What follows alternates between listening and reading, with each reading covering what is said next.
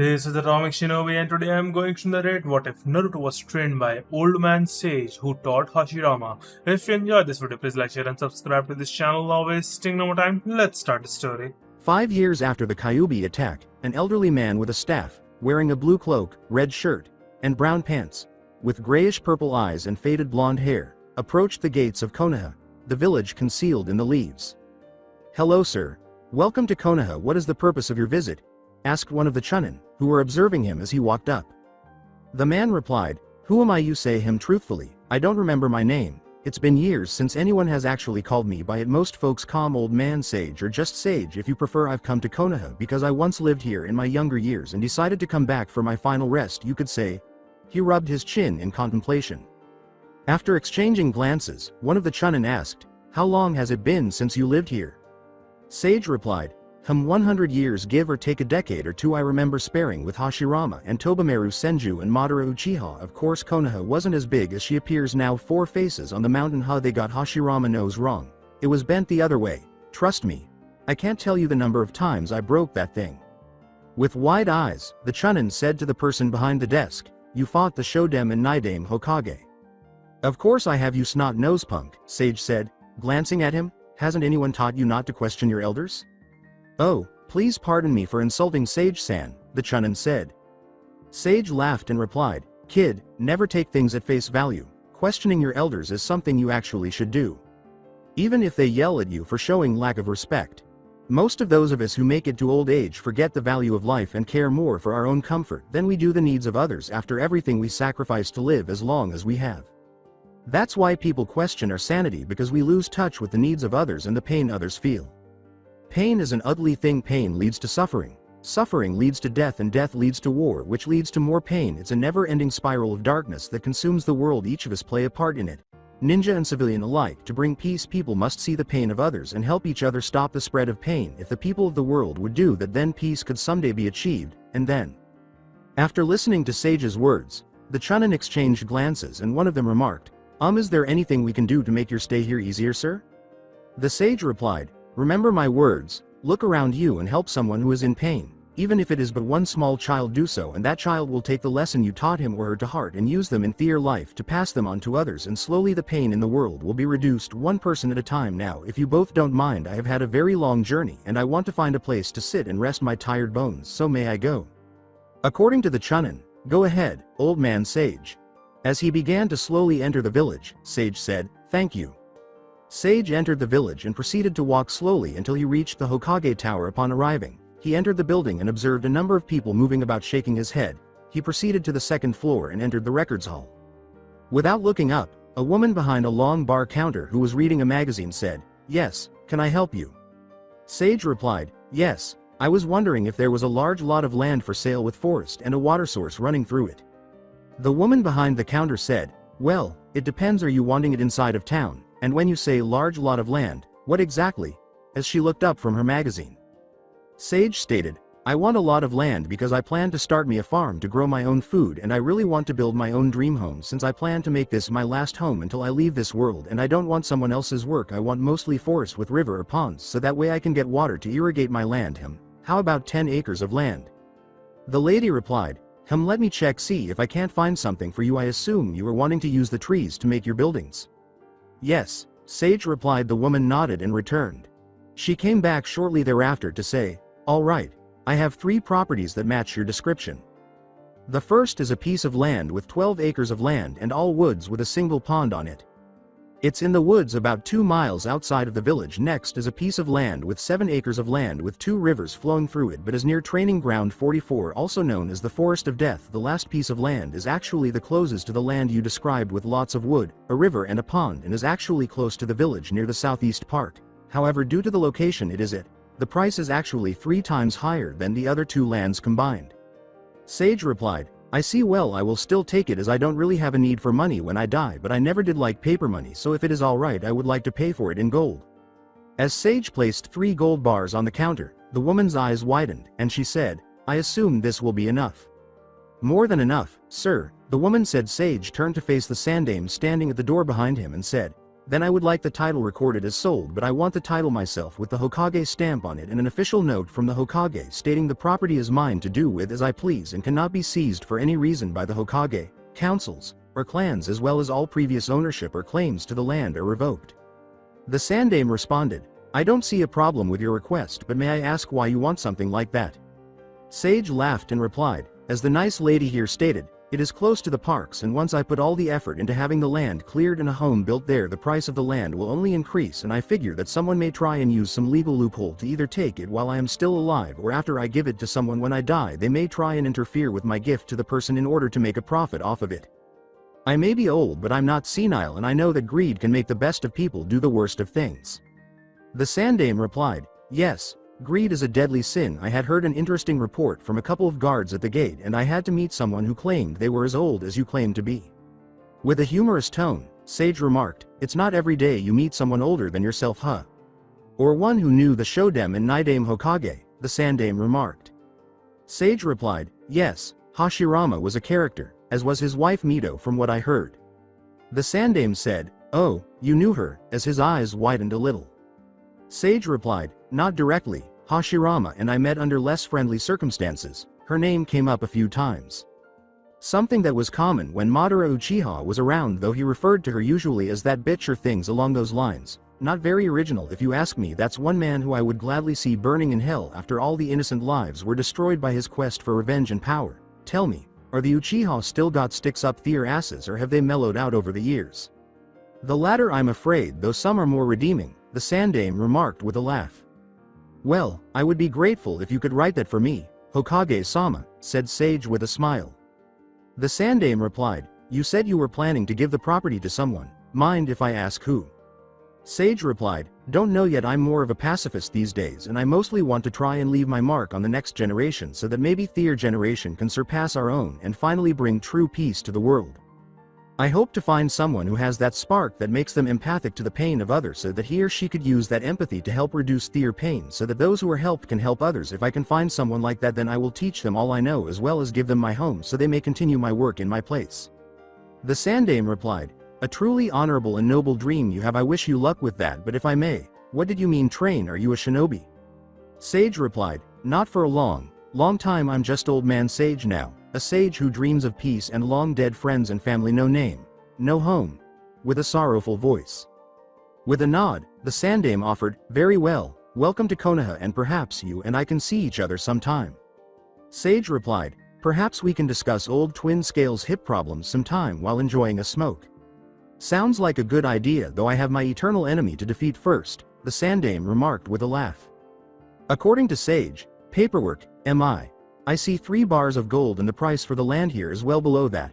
Close up, take those bars to the bank to cash and bring the change to me along with the bank receipt. I'll make sure that you get the change, Sage-san, the Sandaime said, nodding as he wrote a scroll and gave it to Sage, who also took the title. Sage replied, do what you feel you must. I'm going to look around and then head to my property to make plans. Good day, Hokage-sama, and you as well, Mi-chan, as he left. An hour later, while sitting in the park close to his house, Sage noticed a boy with blonde hair, blue eyes, and 3 whisker marks on his face sitting by himself on a swing and gazing down. Sage shook his head and closed his eyes before getting up and approaching the boy, saying, hello young man, are you alright? The boy looked up, blinked, and asked uncertainly, are you talking to me? Sage replied, yes, I was asking if you were alright. I was sitting over there on the bench resting and thinking to myself, when I saw you sitting here all alone, you look kind of depressed. Something that does not belong on a child's face, so I thought I would ask if you were alright. Very quietly, the boy said, yeah, I guess nobody wants to play with me. The boy said, hey, what are you going to do? As Sage nodded and moved behind him, starting to pull a bag on the swing. As he shoved the boy forward, Sage said, play with you? You were sitting on a swing, so I thought I would push you so you could play. The boy grinned broadly. 30 minutes later, Sage replied, alright my young friend, I'm afraid that is all I can do today. I need to find someone to help me, so I can't play any longer. Wait, old man, I can help you, the boy said. Sage chuckled and replied, you almost got my name right. Most people call me Old Man Sage or Sage for short. And who are you? According to the boy, my name is Naruto Uzumaki. Sage replied, I see, it's nice to meet you Naruto, and it's kind of you to offer to help me, but you don't even know what I need help with. How can you know if you can help me or not? I'll do everything in my power to assist you, Sage, Naruto declared. Sage replied, what about your friends and family, shouldn't you be getting home? Gazing downward, Naruto uttered, I don't have any friends or family or home, I got kicked out of the orphanage last month. Sage nods and says, I see, alright, come over here and sit down in front of the bench and I'll tell you what I want to do while I rest my bones. If you still want to help me, I'll let you. He then walks over and sits down on the bench he was on previously, with Naruto sitting on the ground in front of him. Sage pointed with his hand and remarked, now Naruto, you see those woods there on the corner of the park? Naruto looks at Sage and responds, I just recently bought those woods. I plan to use those woods to build me a nice home and farm there, but you see, I'm an old man, and while I was strong when I was younger, I need someone to actually do the work for me. Whoever helps me has to be strong, has to be a good listener, and willing to work hard and never give up no matter how tough it gets. Are you that person, Naruto? Yes, Naruto replied. Sage replied, then prove it to me. I am going to teach you something to help make you stronger. I will sit here and wait until you either give up or complete what I am going to teach you. If you complete it, I will hire you to help me, and in exchange for helping me I will teach you things and tell you stories about people I know. However, you can't use what I teach you to attack. You can only use what I teach you to protect. Do you agree? Naruto nods and Sage said, very well, you know that you live in a village full of ninja, right? Good, then do you know that ninja use an energy inside their bodies called chakra? Everyone has chakra in them, but it takes special training to use it. If you are going to help me, then you are going to have to learn to use chakra. Are you willing to do that? Good, then listen and I will teach you how to draw out your chakra. Chakra is created by mixing your physical energy, which is energy you get from exercise and eating, and mental energy, which is energy you get from reading and learning things. Do you know how to read, Naruto? You don't? Well then I guess I will have to teach you to read later, but for now you need to learn to draw on your chakra. The first step to drawing chakra is to find it. Now look at how I move my hands. This is called the Ram seal. I want you to put your hands in this position. No, move your left finger a little higher, rest your right hand a little, curve your pinky a little more. Good. Now take your hands apart, now put them back in the Ram seal. No, move your middle left finger higher. Good. Now rest your hands and now form the Ram seal. Good. Rest them again. Now Ram seal. Great job, Naruto. Now to draw out your chakra you must close your eyes and rest your hands and then form the Ram seal. Then he closed his eyes and created the Ram seal. Sage responded, now feel a change in your body. Feel a spark of energy that is deep inside of you that isn't there when your hands not in the Ram seal. Rest your hands and then put them in the Ram seal, but feel inside yourself. Search for the energy, and when you find it, imagine it as a rope and grab the rope and pull as hard as you can. Ignore everything else around you until you pull your chakra out. That is all I can tell you. The rest is up to you. Perhaps you should rest, Naruto. Nobody forcing you to do this right now. I'm sure you could come back to do this later. You could always just give up and I can go see if I can't find someone else who can help me. Maybe someone would be willing to help an old tired man like me somewhere. Sage opened his eyes after Naruto had been sitting there for 3 hours trying to find his chakra, and Sage said, just a little more, you're almost there. As chakra started to emerge from Naruto, he gritted his teeth and uttered, you don't need to worry, old man Sage. I will be the one to help you. Well done, Naruto, you passed, Sage said as it happened, and Naruto's eyes widened. I did, yes. He leapt to his feet before feeling dizzy and fainting. Before he leaned over and lifted Naruto and they vanished into the woods, Sage chuckled and said, well done, Naruto. When Naruto woke up, he was lying on the ground in the forest with a campfire in front of him and some fish roasting on it. I see you finally awake, Naruto.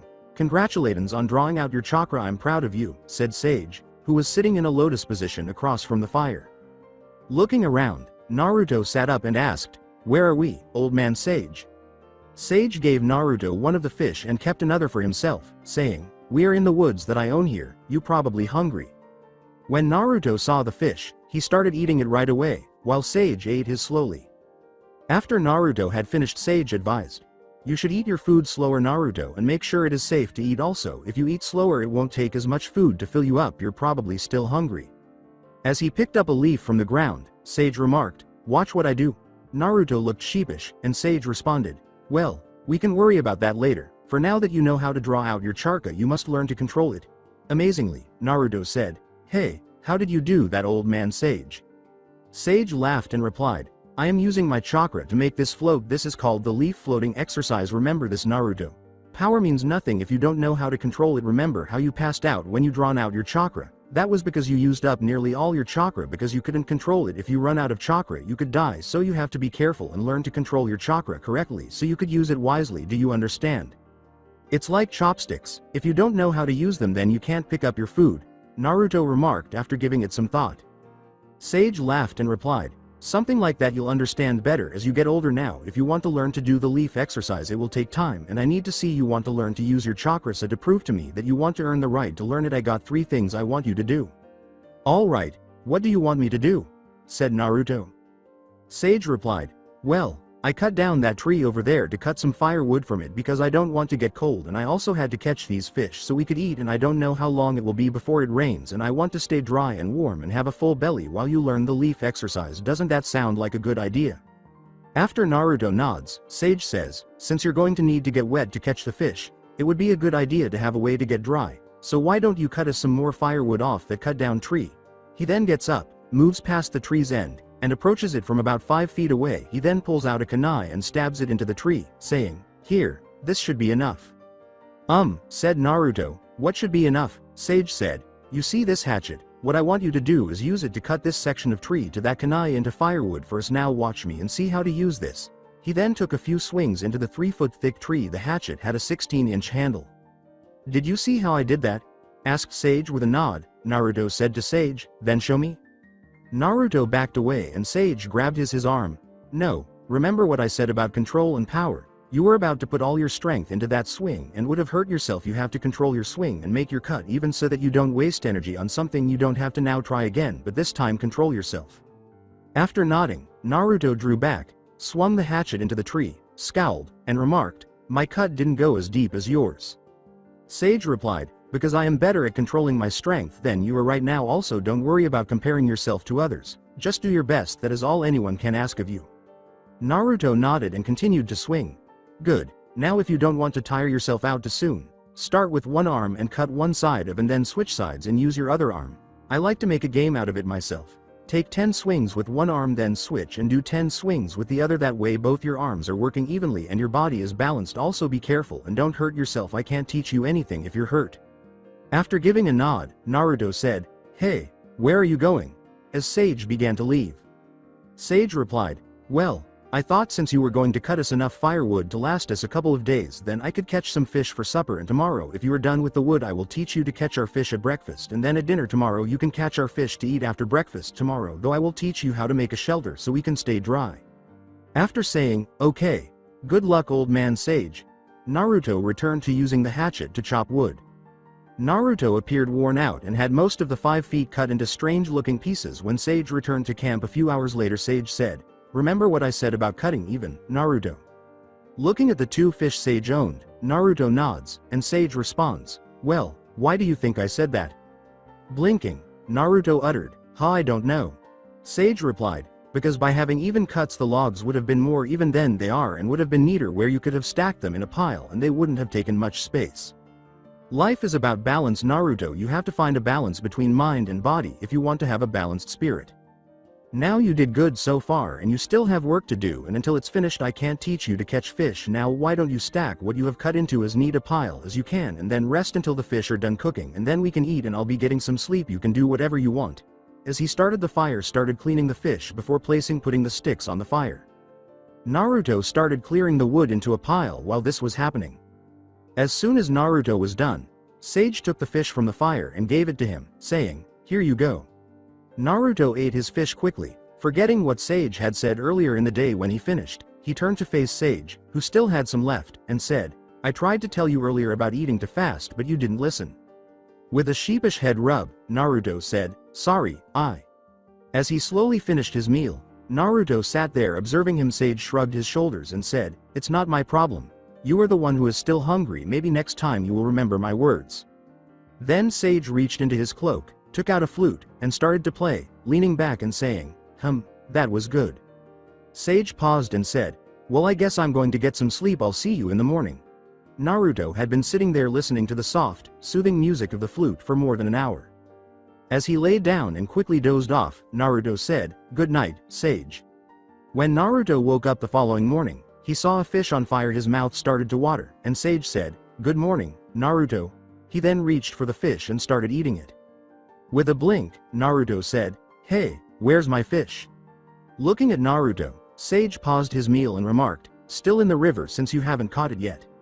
Naruto replied, but you were supposed to teach me how to catch them. Sage replied, And you had a job you were supposed to do and have yet to finish. How can you start another job if you don't finish the one you're on first? When Sage took his time eating in front of Naruto, who was sulking, Naruto remarked, "Stupid stomach, stupid Sage." Sage interrupted her meal to say, "Well, if you feel that way, you don't have to stay. The park where we met is that way. I'm not forcing you to stay." Sage then turned to face Naruto. "What, wait, I didn't mean that. Naruto said, his eyes widening. Sage turned to him and said, "Every action has a reaction, Naruto. You could make a friend an enemy or an enemy a friend from a single act. You can't go through life just feeling sorry for yourself and blaming others for your own problems. Nothing will be handed to you in life. You have to earn it." With a downward glance, Naruto said, "I'm sorry." Sage stood up and walked away, saying, "Actions speak louder than words. Naruto, if you're sorry, prove it. I'll be back in a few hours." After glancing in the direction that Sage had gone, Naruto turned to face the log, stood up, and approached it. When Sage came back a few hours later, he found a tidy pile of wood. Though there was still some wood that looked messy, he discovered Naruto was absent after noticing that Naruto had cut all the way up to the kunai. After closing his eyes and focusing, Sage grinned slightly and ventured farther into the forest. When he reached a river, he saw Naruto holding a long stick, about 4 feet wide, with a carved point at the end, and the log's kunai resting on the ground. When Sage snarled and saw Naruto stab the stick in the water, he said, "Any luck?" This made Naruto scream and turn around in fear, placing his hand to his chest. In response to Sage's laughter, Naruto said, "Not funny." Sage replied, "I saw you finish the log and attempted to catch dinner. How good. You can't have someone holding your hand every step of the way. Sometimes you have to do things yourself." With a frown, Naruto uttered, "Sage, what am I doing wrong?" After approaching and taking a seat, Sage said, "Have a seat." When Naruto did, Sage remarked, "All right, you see, the problem is with your eyes." "My eyes?" asked Naruto, sounding perplexed as he rolled up his pants legs and stepped out into the water, which reached his knees. Sage remarked, "Yes, your eyes are deceiving you because the water is giving you the impression that the fish is in one place when it is actually somewhere else. Now watch me," he added. "Now keep in mind what I said about power and control. This applies in everything, including here. Now be quiet and watch, and I'll teach you how to catch a fish with just your hands, though it might take some time." After about 10 minutes, Naruto saw Sage pull his hands together with a trout in both of them. Shocking him, Naruto then walked back up on shore and asked, "How did you do that?" As he watched Sage stand motionless as the water rolled past him with both of his hands in the water. After a brief pause, Sage turned back to face Naruto. When he saw that the fish was gone, Naruto exclaimed, "Hey, where did the fish go?" Sage continued, "One lesson at a time, Naruto. If you give a man a fish, you feed him for a day. Teach a man to fish and you feed him for a lifetime. Now listen and I'll explain what I did to catch the fish. All life is connected and balanced, especially in nature. Now you see, when I walked out into the water and stood there with my hands in the water, I was not doing anything to disturb nature. I became balance in every action I took with nature until the animals that live in nature, like the fish, though that I was just another part of their environment, and swam right up to me, and all I had to do then was simply lift the fish out of the water without the fish knowing I was there until it was too late." With wide eyes, Naruto exclaimed, "Amazing." Sage replied, "Now why don't you try it? Remember, become one with nature." After stepping out into the water, which was soon waist deep, Naruto stood with his arms submerged and remarked, "It's cold."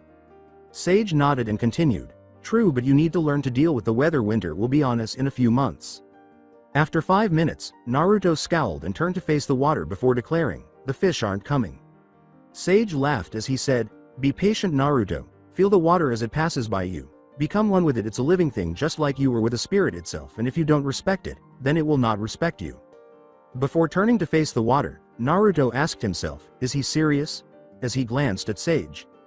20 minutes later, Naruto became excited when he saw a fish swimming toward him. The fish began to turn, and Naruto yelled, "Oh no, you don't." He tried to grab the fish but fell in and began to be carried downstream until Sage caught him, pulled him out of the water, and sat him on the bank where Naruto began to spit out water. Sage stated, "I told you to respect the water or it wouldn't respect you. You were doing good until you got excited. When you did, the fish realized you weren't a part of the river and escaped." With a scowl, Naruto asked Sage, "How did the stupid fish know?" Sage continued, "Rub your chest. Your arms will take care of themselves. As for how the fish knew, your heartbeat echoed in the water. When you got excited, your heart started to beat faster instead of the steady pace it was before, and so when the fish heard the change in beat, it moved away." Sage asked, "What are you doing?" as Naruto scowled, stood up, and retreated to the water. With a determined tone, Naruto declared, "I'm catching my dinner. I'm not letting some stupid fish make a fool out of me." Sage closed his eyes and sat down to meditate, saying, "I see." 45 minutes later, Naruto yelled, "Stupid fish, hold still."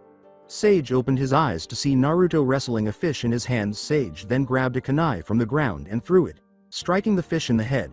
Shocking Naruto. Naruto looked up at Sage, who said, "You did good on your first day. You still have much to learn, but you did good enough. I decided to give you some help today. Come on, I'll show you how to clean your first fish and then how to cook it." As he emerged from the water, Naruto said, "Oh man, why is my body so heavy now?" He had just grabbed the now dead fish and was following Sage. Sage stated, "You spent so much time trying to become one with the water, your body got waterlogged. When you get dry and warm, you will feel better." When they returned to their campsite, Sage replied, "Alright Naruto, that kunai I am giving you to use to survive, you do not use it unless you have no other way to survive. Do you understand? It is a tool used for one purpose, to cut." Naruto remarked, "But you killed the fish with it." Sage replied, "By cutting the fish. Now watch me, and after watching me you will do the same thing with your fish." While Naruto observed Sage cleaning and preparing his fish, he started to follow suit, although Sage gave him some pointers. Sage remarked, "Well, we didn't get a chance to build a shelter today and it looks like it's going to rain tonight," as the fish started to cook. "I apologize, old man Sage," Naruto said, casting a downward glance. Sage replied, "It's alright. I can live with it tonight if you can, but tomorrow I expect you to help me build a shelter and you are responsible for catching your own fish from now on. I'll help you with cleaning and cooking for now, but I'll eventually teach you to do that also." Grinning, Naruto said, "Thank you, old man Sage." Sage replied, "Don't mention it. When I look at you I am reminded of myself at your age and remember how I wished someone would have been there for me. By helping you I figure you won't have to feel the same way I did, so maybe if the chance arrives you could do for others what I am doing for you now. Why don't you take those wet cloths off and hang them on that branch right there so they can dry quicker and you don't get sick. Keep your underwear on though." After eating, Naruto sat listening to Sage play his flute once more before drifting off to sleep. When Sage said, "Relax Naruto, everything will be alright, come sit over here by me and I'll share my coat with you to help keep the rain out a little," Naruto woke up late that night to the sound of thunder in the sky and looked around in terror. After getting up and moving over to sit against a tree that the Sage was leaning against, Naruto rested his head on Sage's arm and fell soundly asleep. When the sun started to rise on the next morning, Naruto woke up and asked, "What are you doing?" after noticing Sage performing some sit-ups. Sage replied, "Exercising. Want to join me? It's good for you." "How is it good for you?" inquired Naruto. Sage stated, "By exercising I am strengthening my muscles, so if I have to use them to cut wood, or catch fish, or any number of things I will be able to do it easier." Naruto replied, "I've never done exercises before. How do you do them?" According to Sage, "Are you sure you want to know?" In response, Naruto stated, "Yes, I want to be stronger like you."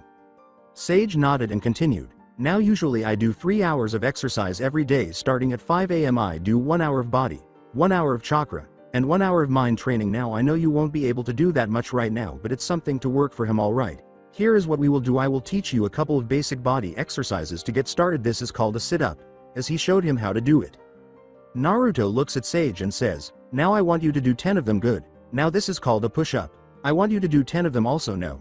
Get your knees up and legs straight. Good job. Now this is called jumping jacks." According to Naruto, 10 of them. Right, Naruto started doing them while Sage counted them for him after Sage nodded. After Naruto had finished, Sage said, "Alright, you see the end of that tree that I cut down and you've been cutting for firewood? Well, run from this tree all the way to the end of that tree and back here again and touch this tree. When you do that will be 1 lap and I want you to run 10 laps without stopping." Naruto was panting heavily when he stopped after his 10th lap, and Sage remarked, "Good job. Now every morning before we go catch fish for breakfast I want you to do those 4 exercises. Now come on." Naruto then started to walk toward the river. Sage said, "Okay, now it's time to teach you how to make a temporary shelter." 2 hours after they had both caught a fish, cleaned it, and cooked it. After 30 minutes, Naruto saw that Sage had dug a hole that was 4 feet long, 3 feet wide, and 3 inches deep using his hands to dig in the ground. Naruto inquired, "What is that for, Sage?" "You will see now, come over here," Sage said. Sage said, "Now you notice that old dead log over there, the one that is all covered with moss? Yeah, that one. You and I are going to go and put that log into this hole and don't ask why, you will find out when we finish." Naruto approached Sage, who was standing beneath a tree. Sage remarked, "Okay, you're going to have to dig the dirt out from under that side so we can roll it toward the pit, as Naruto, who had been about to open his mouth, closed it and they approached an old log. After 20 minutes, Naruto nods and finishes, and Sage says, "Okay, now push." Both of them start pushing, but Sage is actually using chakra. Sage grabbed 4 low-hanging branches and pulled them down toward the log. After they had it in position, he then tied the branches to the log with ninja wire. Sage replied, "Well, what do you know? We're doing pretty good so far. We got the frame for our shelter." After glancing at the 4 branches that curved toward the log, Naruto remarked, "I don't know, I don't understand what we are doing." Sage replied, "Trust me, now come on, I'm going to grab some low-hanging branches from some trees and break them off. You will then drag them back here for me, alright?"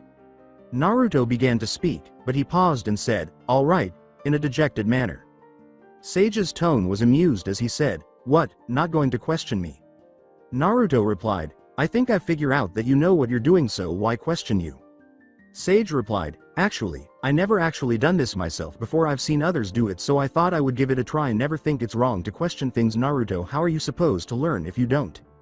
Before Sage yelled, "Hurry up," and hurried off, Naruto stood there in shock. 2 hours later, a lean-to with a width of 20 constructed, and Sage stated, "Alright Naruto, I want half the firewoods you have cut to go under the shelter so it can stay dry. Luckily I had some stored away that didn't get wet, or we would have had cold fish. Now since I've taught you to fish, and how to cut wood, I will teach you the leaf exercise now, but I want a promise from you before I do." With a glance at Sage, Naruto questioned, "What promise?"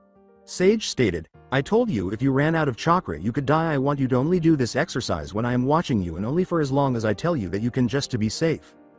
Naruto replied, "Alright, I promise to only do the leaf exercise when and how you tell me to." Sage replied, "Good, now what you have to do is send chakra to your head to make the leaf float. Too much chakra and the leaf will blow off, not enough and it won't move. That is all the instructions I can give you. It is something you will have to do yourself, and right now you can only do it for 10 minutes in the morning after we eat and 10 minutes in the evening after we eat. Got it?" After Naruto nodded, Sage asked, "Are you prepared to start working for me?"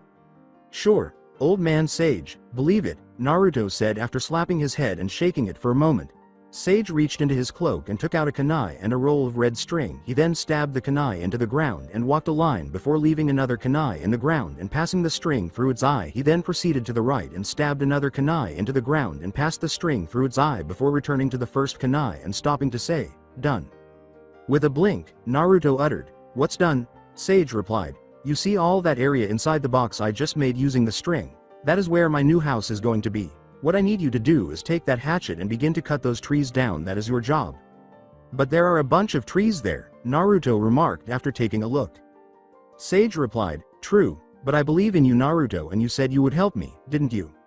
"Of course I did," Naruto remarked. Sage replied, "Then good. When you cut them down I'll deal with them. Now you have a few hours of daylight left. You could get a tree or 2 down before you go catch your fish. No, I won't be seeing you much outside of the time we eat because I have things I have to do elsewhere, but I will be back every evening for dinner and be here for breakfast. Can I count on you to work hard and cut those trees down for me?" As Naruto put it, "You bet, old man Sage," Sage said as he stood up and left. "Good, well I will see you later." Naruto chopped down the trees over the course of the following 3 weeks. When he returned from his trip to get a fish for supper, the trees that had been chopped down were gone, but the stumps were still there. The final tree that fell in the area marked by Sage, he replied, "Well done Naruto, you have done most of the work that is needed to be done so we can build a home. But there's a slight problem. What about all those tree stumps? We can't build a home there with them there. You're just going to have to use this shovel and dig them up along with the roots. Luckily I had planned to put in a basement for, and so when you dig the stumps and roots up you're also digging the basement. Now what to do with the dirt? Oh I know, here," as he took out 2 buckets. Taking a look at the buckets, Naruto asked in a weary tone, "What are these for?"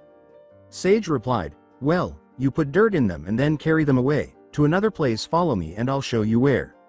Sage said, "You see, I have marked a circle around this clearing. What I want you to do is take the dirt from the basement and bring it here and pour it around these red lines on the outside. I plan to make a levee and fill this whole clearing with water." Naruto followed Sage until they reached a clearing with a pond in it. "Why?" asked Naruto. Naruto groaned as Sage grinned and said, "You will see when it's done." Sage replied, "So how are you coming with the leaf balancing? I know I haven't really been paying attention."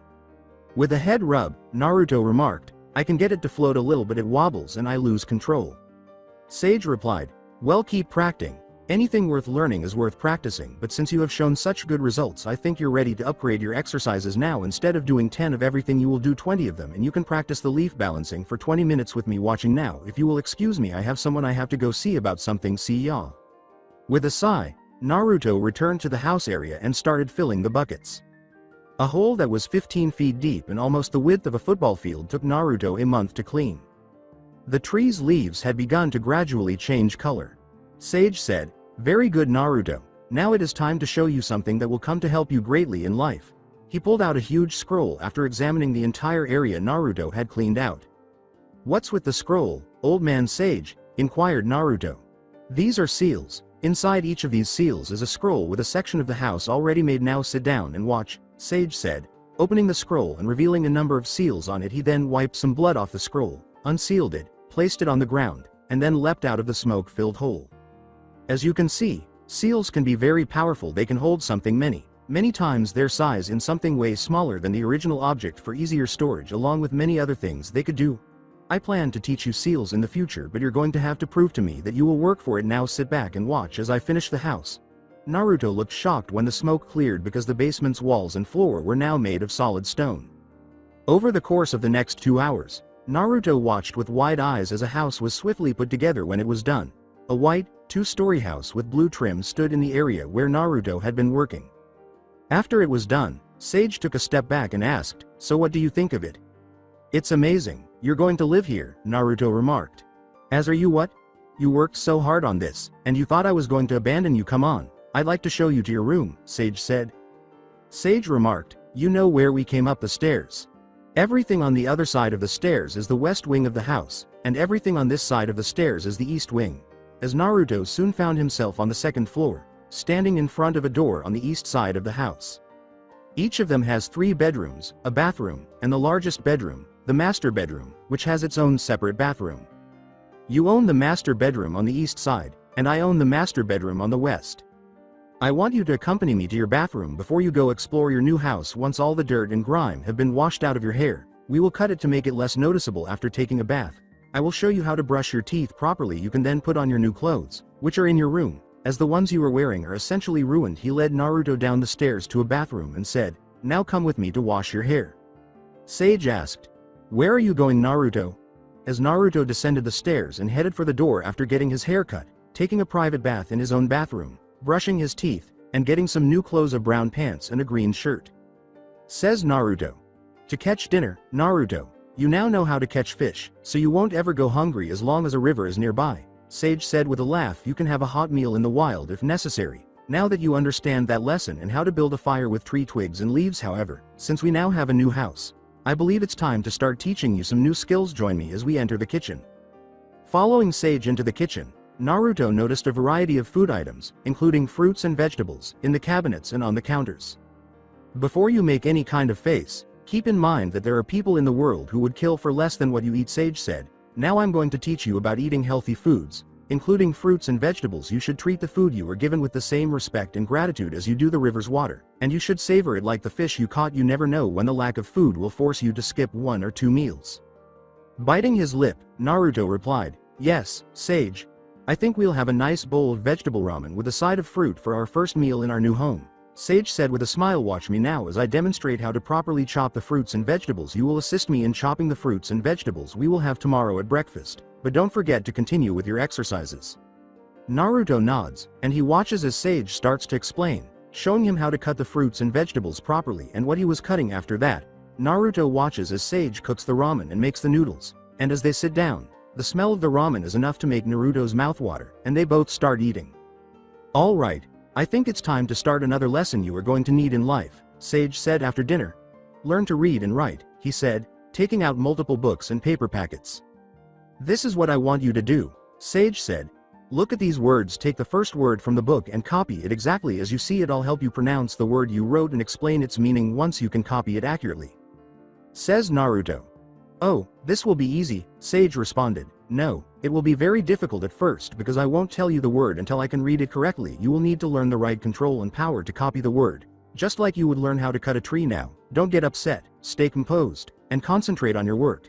I only expect you to receive 1 word tonight, maybe 2.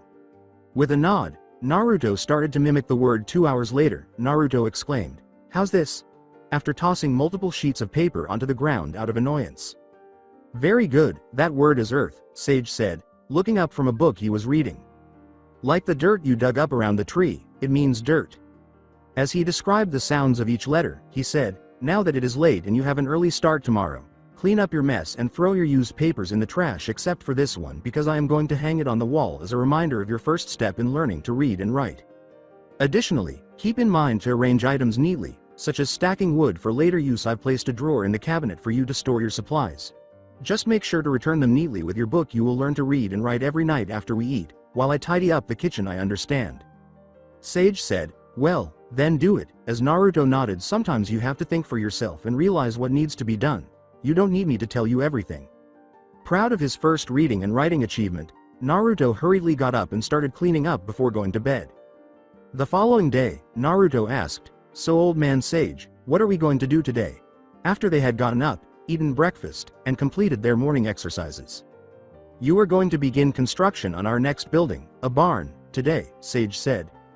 "As before, I'll mark off the area I want cleared, and now that you know what's expected of you, you'll demonstrate to me how well you remember the lesson you learned. Additionally, keep in mind that we'll need firewood to keep our house warm this winter, so the first tree you cut down will be turned into firewood, which you'll stack neatly under our old lean-to shelter until the barn is finished." This caused Naruto to moan, and the sage to laugh as he delineated the location of the barn, which was 2 trees lying on the ground, from the house.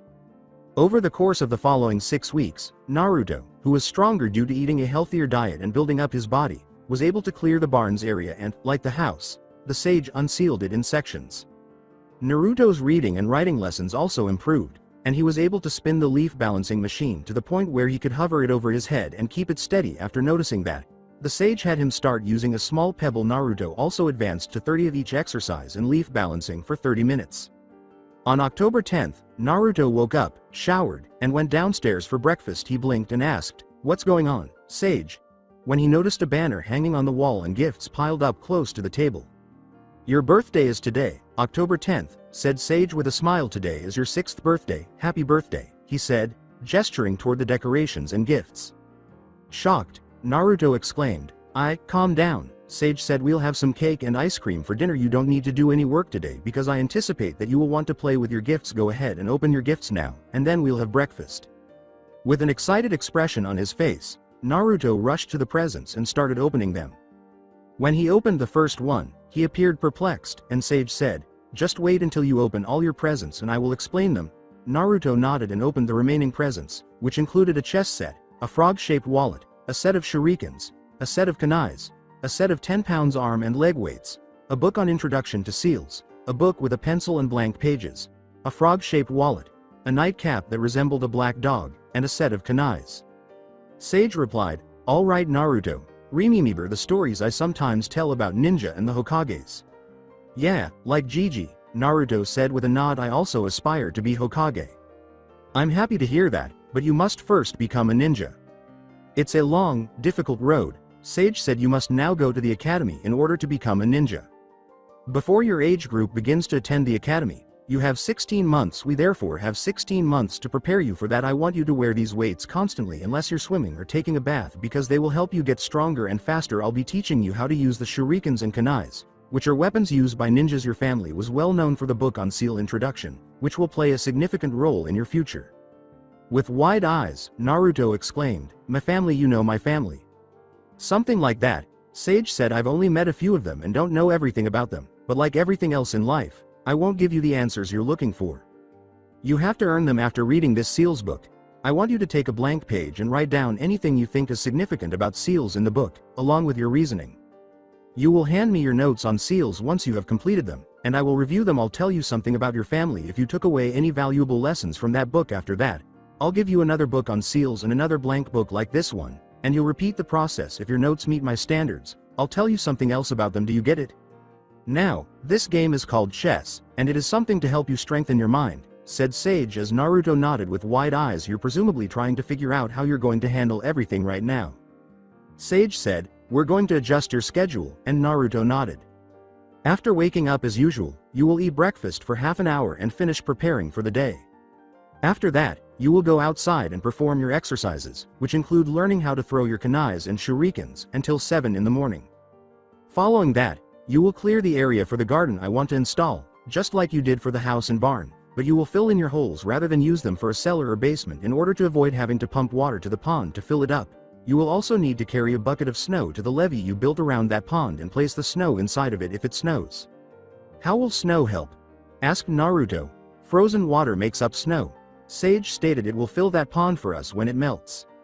Naruto nods, and Sage says, we'll play chess until 2 o'clock after taking a brief break at noon to eat some fruit. You are free to read your book on seals after 2 till 4. If there are any words you find difficult, you will practice them as we did when learning to read and write. Once you have mastered them to my satisfaction, I will explain the word's meaning and how to pronounce it. However, you will come and assist me in starting to make dinner at 4 o'clock. Following dinner, you will assist me in cleaning the kitchen before working on reading and writing something other than seals, probably history books, until you're ready to go to bed, at which point we'll do it all over again the following day. Do you get it? Naruto nods, and the sage adds, now, you should pay attention to one more thing. I gave you a wallet, and you will be what you put in it. I'll give you $1 to put in your wallet each day if you complete your tasks with me, like the garden. To keep your head warm at night, wear the little black cap. It has a blank book, similar to the one you will use to write your notes. Sealed on it you will record your thoughts in that book, which is known as a journal. These are your personal ideas, things that make you happy or sad, things you hate, things you like, or even just dreams you had. I want you to write in this every day before you go to bed so that you can remember things more easily as you get older. Do you get it? Naruto responded, yeah, but I won't forget anything. I forgot more than I could remember. Sage said, it occurs. You can now take the remainder of the day off, but keep an eye on the house. Why? Inquired Naruto. Sage replied, so that way when we have your cake and ice cream I can find you before it goes bad. Naruto snatched up the book on seals and said, okay. Family, Sage remarked with a laugh, not surprising you would go for that. After 2 snowfalls, Naruto cleared a football field-sized area for a garden and moved as much snow as he could inside the levee he had constructed. Time passed swiftly. When Naruto descended the stairs on Christmas Day, he was taken aback to discover a tree decked out with gifts and decorations. What is this? He asked. It's Christmas, Sage said. Naruto looked down as he said, it's a time of year for miracles and for family to be together. Sage grinned and remarked, that's why I've set up a Christmas miracle. Now take a seat and observe. After approaching and taking a seat in front of Sage, Naruto briefly believed he saw something in Sage's eye before Sage used hand signs more quickly than Naruto could see, and something started to rise out of the ground, making a rumbling sound. As it did so, Naruto could tell it was a coffin as it rose. When the coffin's lid smashed off as it ceased to rise, a figure emerged and exclaimed, what the hell, Databane? The figure was a woman with green eyes and red hair. Kushina Uzumaki, correct, Sage said as he moved forward. Glancing over at Sage, Kushina uttered, yes, who are you? Sage pointed to Naruto's seat and said, just call me Sage, and today is Christmas and I sort of used a kinjutsu to give a certain someone a Christmas present. Naruto, she said inquiringly as she turned her head and gasped. Sage took Kushina's arm and said, freeze now Naruto, I need you to understand something. After Naruto nodded, this is your mother, Kushina Uzumaki. Because of some complications, she passed away the day you were born. You can tell him anything you want, Kushina, but don't explain the difficulties. Naruto isn't prepared to learn about such heavy burdens. Do you understand? He said, releasing Kushina's arm. Why should I listen to you? Kushina asked, giving Sage a fierce look. Sage replied, Naruto, go get firewood real quick while I tell your mom something, and then you can have the entire day until the stroke of midnight to be together, okay? You promise? Naruto bit his lip. Yes, Sage replied. Because I'm the only person in his life that is filling the vessel with love, said Sage, as Naruto nodded and hurried out of the house. The Sandaime told half-truths and revealed his Jinchuriki status to the world to scare other villages while hiding his heritage. Because he resembles his father, Kakashi avoids him, and Jiraiya has never seen him in his life. The majority of the village wants him dead, and Danzo wants to use him as a weapon. I found him on the streets after the orphanage had expelled him and left him there for a month. I taught him how to cook, clean, read, write, catch fish, start fires, and began teaching him about seals and how to defend himself with shurikens and kunai. Should I continue, or will you believe me?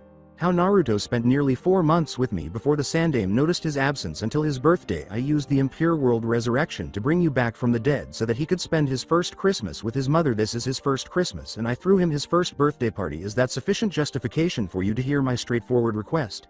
No telling about the man who attacked that day. No Kyuubi, I understand. Sage said, I'm sorry for having to reveal this to you as I did, but you have to understand I am doing it to protect him. Kushina, who had her mouth shut, was only able to nod. As Kushina put it, I thank you. No, thank you, Sage replied. You now have until midnight with him. Please keep him in the woods where we are and don't take him into the village. I won't be back today. I'd rather not spoil his first Christmas. In response, Kushina said, I won't, but is there any way I can repay you? This is all I know about the history of the Uzumaki clan, Sage said, drawing out a scroll. If you could copy this down and add anything I missed, I think I will be able to use that scroll to make Naruto's life much better. You might understand what I'm saying if you read it in the cabinet next to the table. There are blank scrolls in the top drawer. As Naruto entered holding firewood in his hands, Kushina Uzumaki said, goodbye, and left the room. Hey, said Naruto, where are you going, old man Sage? Sage stated, I have to take care of Naruto for business, don't worry about me. I won't be able to bring your mother back, spend the day with her instead. Goodbye, he said, vanishing into a whirlpool of foliage. With her arms spread wide, Kushina leaned down and said, come here Naruto, give your mom a hug and tell me about yourself. After dropping the firewood, Naruto hurried over to Kushina's arms. After 10 minutes, Sage was on the front steps of the Sarutobi compound, knocking on the door with a figure wearing a black cloak. Yes, can I help you? Asuma Sarutobi said as the door opened and she stood there. Yes, my name is Sage, and it's very important that I find Hiruzen, Sage stated. Look, it's, Asuma said with a frown. According to Sage, Uzumaki Naruto. Asuma's eyes widened, he scowled, and he moved aside, saying, right, come on in. Sage nods and gestures to the person next to him who entered first. They then followed Asuma into the living room, where Hiruzen was seated in a rocking chair and a woman with a baby was sitting on a couch with another man. Hello Sage, who your friend and why are you here? Hiruzen said. Sage remarked, well, since it's Christmas and I reunited a lonely little boy with his mother, I thought I might reunite someone you're missing as well. Bawako Sarutobi stood there, and everyone in the room gasped as the figure reached up and took off the mask and hood. What is the meaning of this? Asked Hiruzen, who had leapt to his feet in an authoritative manner. I decided to perform a small Christmas miracle today, so I brought the wives of 2 Hokages back to life so they could be with their families, Sage said.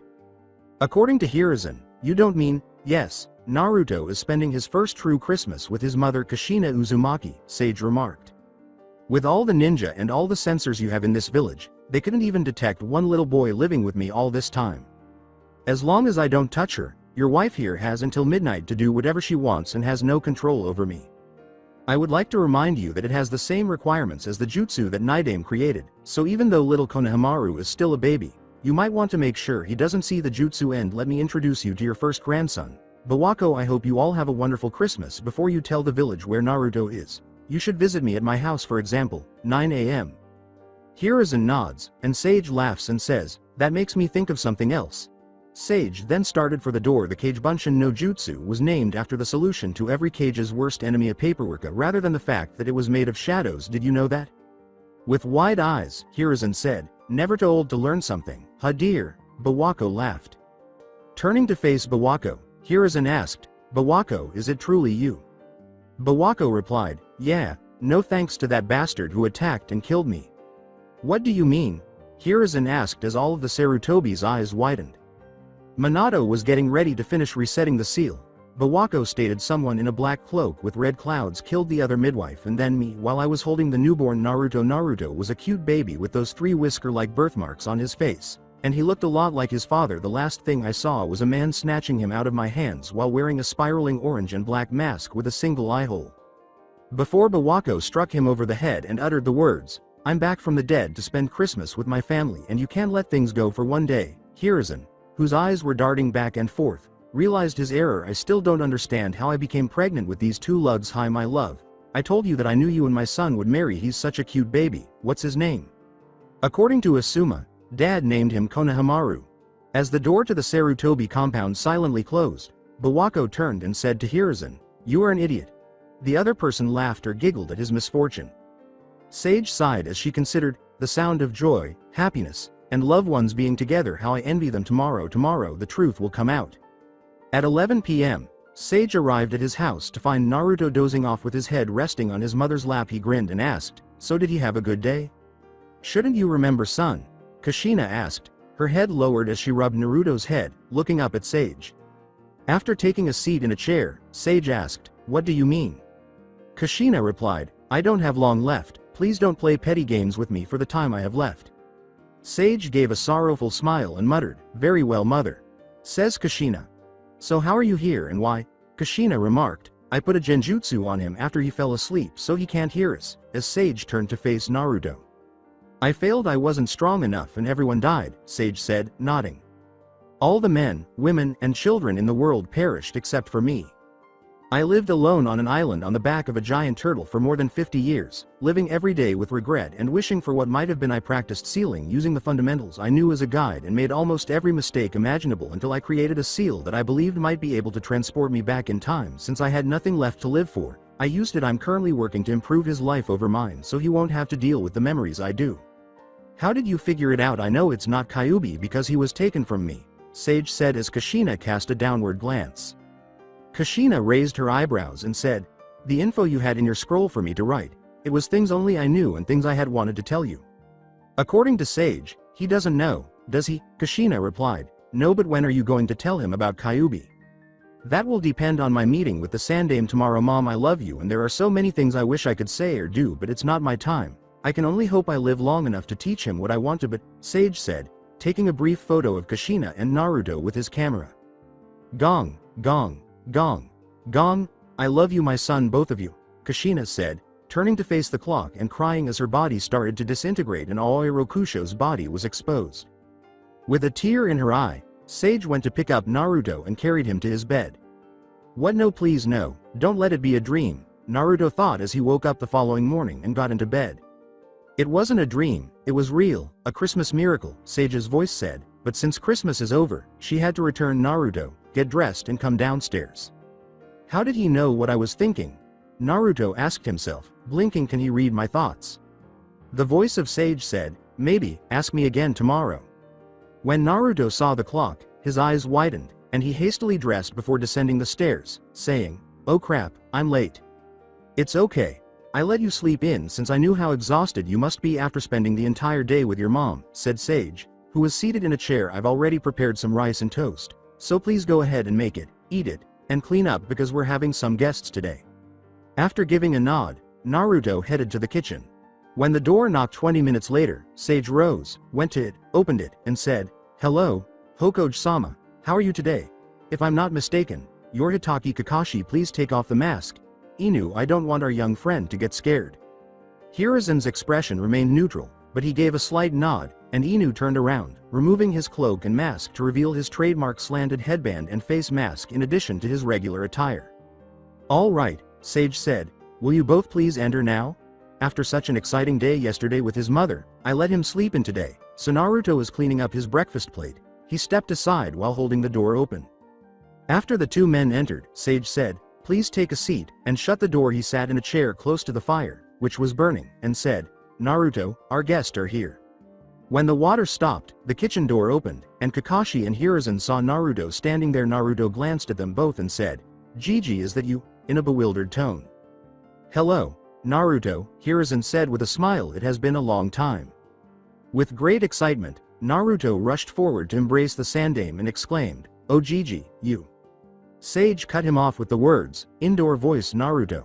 "Right, sorry, Sage, Gigi, you will never believe what happened yesterday," Naruto said quietly as he flushed and rubbed the back of his head. "I had the opportunity to spend the entire day with my mother. She had green eyes, red hair, and a really lovely appearance." As he pointed to a picture on the wall, Sage interrupted him, saying, "Calm down and breathe, Naruto. I'm sure Hokage-sama will want to talk with you, but if you talk too fast then he can't understand you. Besides, I took a picture of you and your mom last night before she had to go back and it's hanging right there." Naruto said, "Thank you, Sage," as his eyes widened and a smile appeared on his face. "That means so much to me, you have no idea." "Don't think about it," Sage said. "Now, Naruto, this is Hitaki Kakashi, your mother's longtime friend and—" "Hey, he was Dad's student, wasn't he?" said Naruto. After noticing a slight widening of Hiruzen's and Kakashi's eyes, Sage asked, "Did your mom tell you that?" Naruto nods, "Yes, but my mother told me that even though I know who my father is, I can't tell because he had many enemies who would want to harm me because they are weaker losers than my father beat. She said that only you, my godfather Jiraiya, Kakashi, Tsunade, and the Sandame are aware." Sage responded, "Yes, he is, and your mother's statement was spot on. I need to talk to the Hokage about a few things right now, mostly about things like what you'll need to know in order to enroll in the academy the following year." As he threw a rock to Naruto, he said, "Why don't you go outside and have Kakashi watch you do your morning exercises in here?" After examining it, Naruto asked, "What's this for?" "You already know how to use a leaf and a small pebble," the sage said. "You ought to start utilizing something more substantial." "Alright. Come on Kakashi. Oh, that reminds me." Naruto's eyes widened, and he turned to kick Kakashi in the leg. "Mom told me that was because you need to wake up and quit being stuck in the past." Naruto said, "That is not what Obito would want. You would understand what that meant." She said, "How does one become mired in the past? I could have stayed with my mother if I could have done that."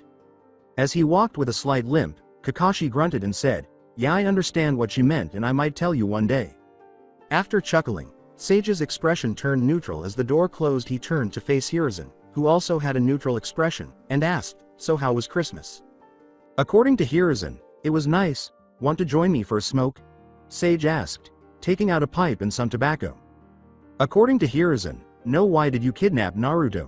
"I didn't kidnap him," Sage said. "I told you he was homeless, and you heard me. It was accurate. Without anyone to care for him, he had been living on the streets for a month. He was forced to eat from trash cans after everyone had gone to bed because he was either chased away or, if he attempted to enter the trash during the day, he was attacked and accused of stealing. The day I met you, I was sitting in the park contemplating what to do with my land when I met him.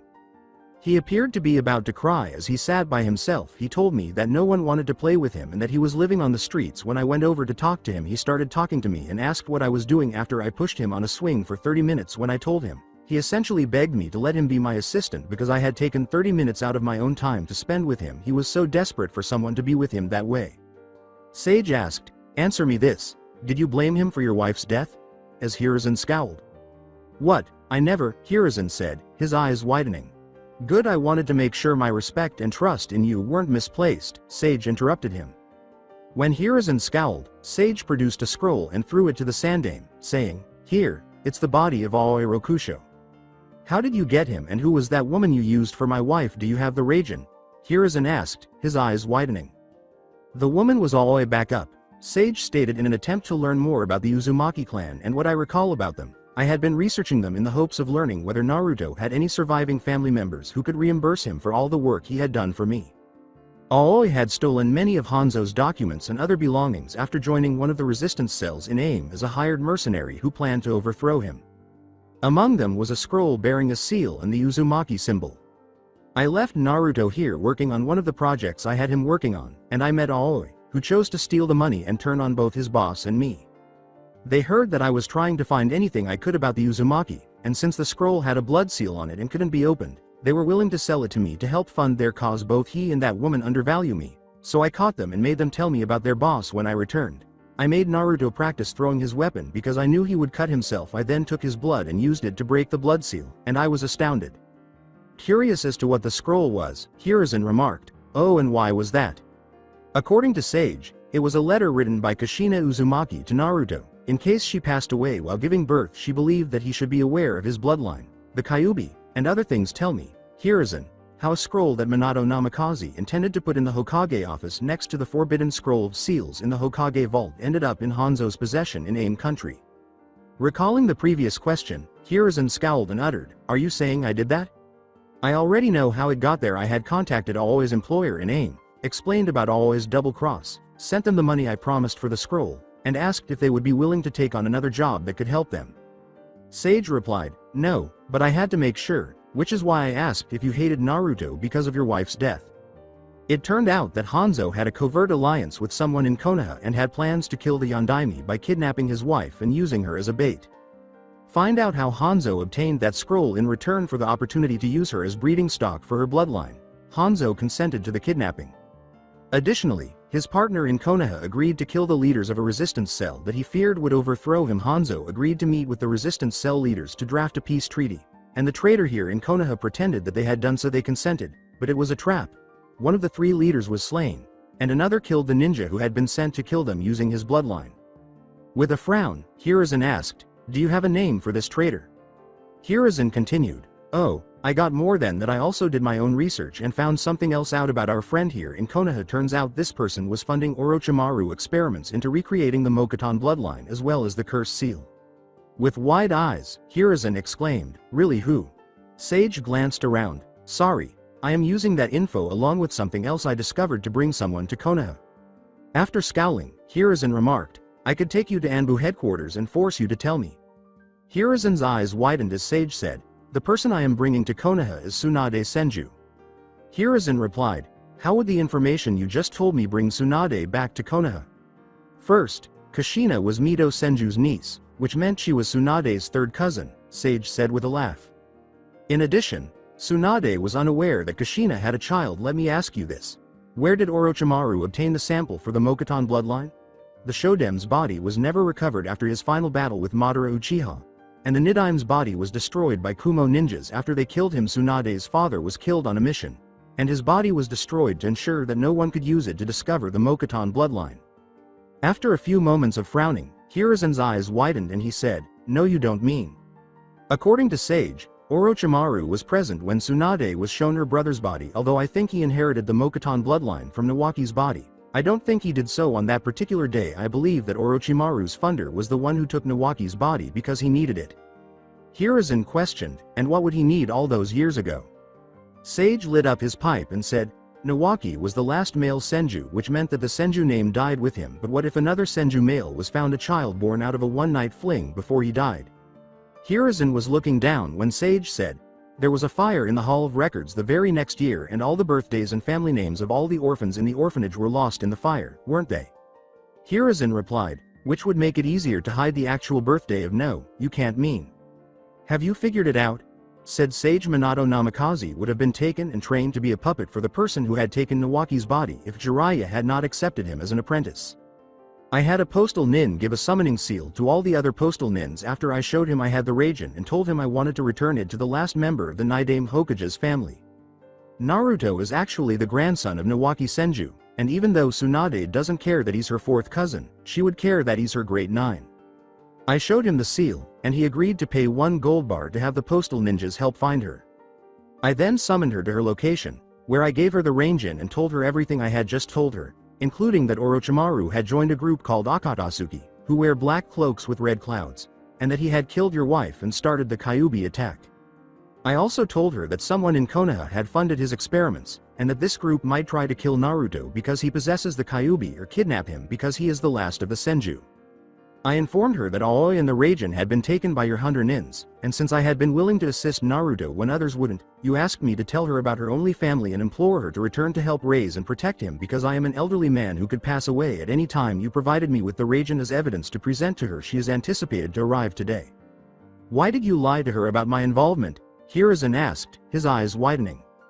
Sage replied, "Simple. What position would she have the best chance to make sure her little nephew is taken care of? Sannin or Godem Hokage? You know, it's not every day I find someone smarter than me, but even I know when to admit defeat," Hiruzen said, his eyes almost popping out of his head. "But you're not getting off that easily," Sage said. "Since they are an unidentified enemy, Tsunade will want to spend some time with her nephew. I haven't persuaded her to accept the hat yet, but with the information I have on the small trader in Konoha, you could persuade her to remain in Konoha and use the trader to learn more about Akatsuki and identify the attacker." "Ah, hello Tsunade, Shizune, and Taunton," Sage said as she walked toward the door after hearing a knock at that precise moment. "It's nice to see everyone again. Would you mind entering?" With a growl, Tsunade entered and asked, "Where is he?" Sage replied, "Outside doing his morning exercises. He should be finishing up in about 30 minutes, and that will give you both time to freshen up since I am sure you want to have a good impression on Naruto as well as give us time to discuss the traitor I told you about." With a scowl, Tsunade said, "Sensei, Tsunade Shizune, it's good to see you both again," Hiruzen said with a slight smile. "Cut the crap, tell me what I want to know," Tsunade said. According to Hiruzen, "If you would Sage," Sage replied, "Of course Hokage-sama."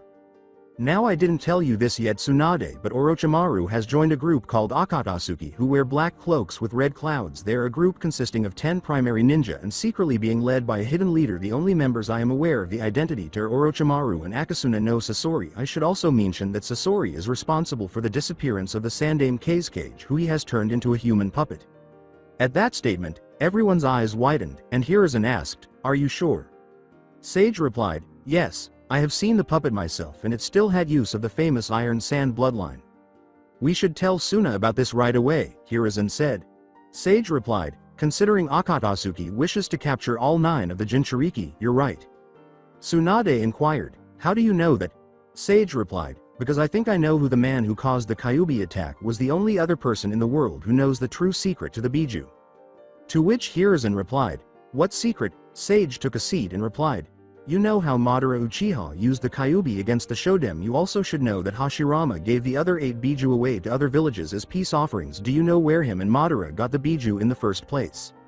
When the 3 other people in the room expressed interest, Sage remarked, "There is a stone tablet written by the 6 Realm Sage hidden under the Uchiha district. It was written as a warning." According to Tsunade, the 6 Realm Sage is a myth. Sage responded, "Oh, is the Rinnegan a myth? Because I seem to remember hearing about 3 orphans your teammate Jiraiya trained in AIM country and one of them happened to have had the Rinnegan bloodline." Hiruzen remarked, "Why didn't Jiraiya tell me about that?" As the others were taken aback. Sage stated, "Konoha Nins killed his parents in front of him, so he didn't trust Konoha, and it was during the war Jiraiya also suspected that him and the girl would be used as breeding stock since she had a unique bloodline as well. He taught them enough to survive and left them hoping for the best." Hiruzen questioned, "How do you know that?"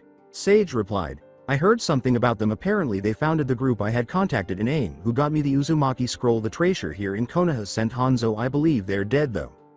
Tsunade replied, "Get on with your story. What was written on the stone?" Sage took a breath and said, "Patience Tsunade, not everything can be taken care of with brute strength." The 6 Realm Sage was originally a Jinchuriki himself. Long story short, he knew when he died the demon that was sealed inside of him would escape and destroy everything and everyone he cared for, so he gave part of his eye bloodline to his eldest son who was the father of the Hyuga and Uchiha bloodline. He gave part of his body bloodline to his youngest son who was the father of the Senju and Uzumaki bloodline. He then used his remaining power to split the demon chakra into 9 pieces and sealed the chakra away into a stone that was originally part of the demon's body that he had sealed inside of himself, the same stone that he carved a warning into. The same stone Madara got the Kyuubi and Hashirama got the other Biju from the stone made from a part of the body of the Jubi. As the room fell silent, Hiruzen uttered the words, "Impossible, you must be mistaken, the Jubi isn't real." Sage replied, "Why do you think I told you I fought the Shoden, Naidame, and Madara?" "It is because I knew about the stone, and when I heard about Madara using the Kyuubi and Hashirama giving the others pieces away to make it where Madara couldn't get them and as peace offerings, I came to Konoha and kicked all 3 of their asses for it. It's because of what I fear Akatsuki's real goal is that I came to Konoha to start teaching Naruto what I know. I fear that the true leader of Akatsuki is the only man to ever control the Kyuubi that I have not killed. I fear that Akatsuki's goal is to unite all 9 Biju together to recreate the Jubi. I believe the real leader of Akatsuki is none other than Madara Uchiha himself." According to Hiruzen, Madara Uchiha is dead. Tsunade replied, "He's right, grandfather killed him. Besides, he would be as old as you." Sage stated, "The Magna-Q Sharingan is obtained by Uchiha murdering their best friend. However, every time one of the special abilities of the Magna-Q Sharingan is used, the user goes a little bit blind. Madara Uchiha went blind from overusing his eye and murdered his brother and took his eyes, and it changed into another Sharingan called the Eternal Sharingan, which makes it where he can bend time around his body, making it where he appears to be a ghost and doesn't age. While in that state, the Uchiha clan turned on him and sided with Hashirama over that because it's taboo to them."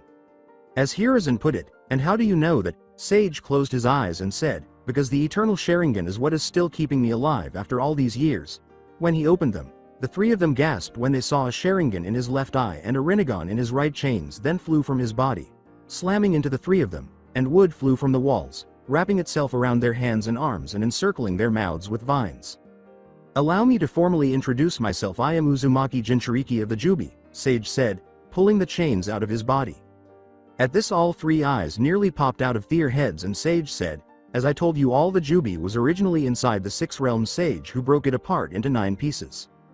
When Madara released the Kyuubi to use against Hashirama, It wasn't the first time the Kyuubi had been released from its prison.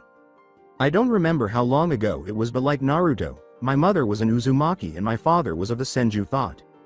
I think they both went by a different name back then. I can't really remember after all these years, but you can say I am a distant cousin to you Tsunade and to Naruto. But that doesn't really matter right now. You see, the rivalry between the two original brothers of the Six Realms Sage has caused a blood feud between their descendants. As such, one of the Uchiha ancestors had released all the Biju in a quest for power. Except he had released them all at once, which allowed them to all form back together into the new body of the Jubi. The Uchiha tried to control it since, like my family, we knew of our connection to the Six Realms Sage and they believed they were strong enough to control it and failed. The one who had released the Jubi saw his wife die and blamed himself, giving him the Magnikyu Sharingan, and tried to use it, but the Jubi was still too powerful and he was nearly blind, so he took the eye of his brother because he wanted to fix his mistake. The sage sighed and said, entire countries were destroyed at this time. Most of the teaching from before the sage was lost during the Jubi rampage. When I saw my friends, loved ones, and home destroyed by the Jubi, I tried to stop it, but I wasn't strong enough. I then went for revenge against the man who had released the Jubi, and eventually I killed him and took his eye, but even then it wasn't enough. I was able to capture it, but I didn't know what to do with it. My own eye changed into the Rinnegan, you see, and with it I was able to break the demon's chakra into fragments and seal them back into the stone. But I had to seal the Jubi itself into my own body. I know that if I were to die, the Jubi would be released, which is why I use the eternal Sharingan to keep me alive. I have lived many years on an island that formed on a giant sea turtle's back, watching the world and ensuring history doesn't repeat itself. The wood that bound the three released them. The sage spoke. Power comes at a price. I had to become a sage myself to draw chakra from nature because my own chakra is toxic to those around me. While scowling, Hiruzen remarked, and you fear history is repeating itself? Sage snorts and said, no, I know history is repeating itself. The only hope the world has is Naruto. I can't fight another Jubi. Naruto has the purest form of the sage's blood in the world. Should the Jubi be reformed again, Naruto will have to pay the same price I have had to and give up his mortality to save the world. Even if I am wrong about Madara being the leader of Akatsuki, I am right about them trying to find all the Jinchuriki in the world. Naruto has to become strong enough to fight against them when they come for him, and he has to have a reason to fight them. You should all know what happens when a person feels they have nothing to live for. That is why I am trying to make his life better by giving him his family, by allowing him to meet his mother so he knows he wasn't abandoned like people have told him. Kushina told me that the secret to being a Jinchuriki is to fill the vessel with love. It's true, my love for all those I lost and making sure that no one else has to die like they did is what has kept me going all these years. As his eyes changed back the dull blue they were before. Is Naruto really my great nephew? Inquired Tsunade. Yes, Sage replied. According to Tsunade, how can you be sure? Sage wiped blood on a seal on his arm after biting his lip and then his thumb. A cloud of smoke followed by a crystal ball showed up and Sage stated, this is something I created in my years of solitude. It allowed me to watch things around the world. It can show you anything up till 1 minute ago anywhere in the world, all the way back to the day I first made it. It is basically a living history book. All you have to do is place your hand on the seal on top and think about what you want to see. I can show you the moment Naruto was born. I could show you the first moment you met Dan. I can show you the moment you gave your brother that necklace.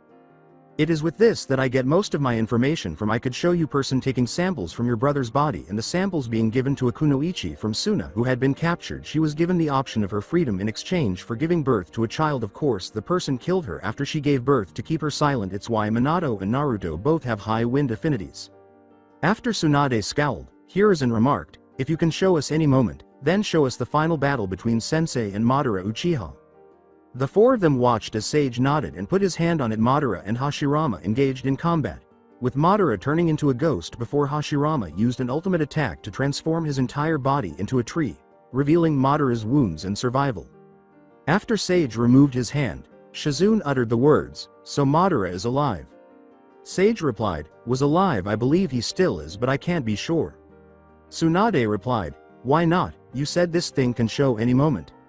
True, but it has one weakness, Sage said. My chakra is nature chakra, and Hashirama's final attack was entirely nature chakra. As a result, Madara's body contains nature chakra, and I am unable to track him after that. The same is true for Jiraiya.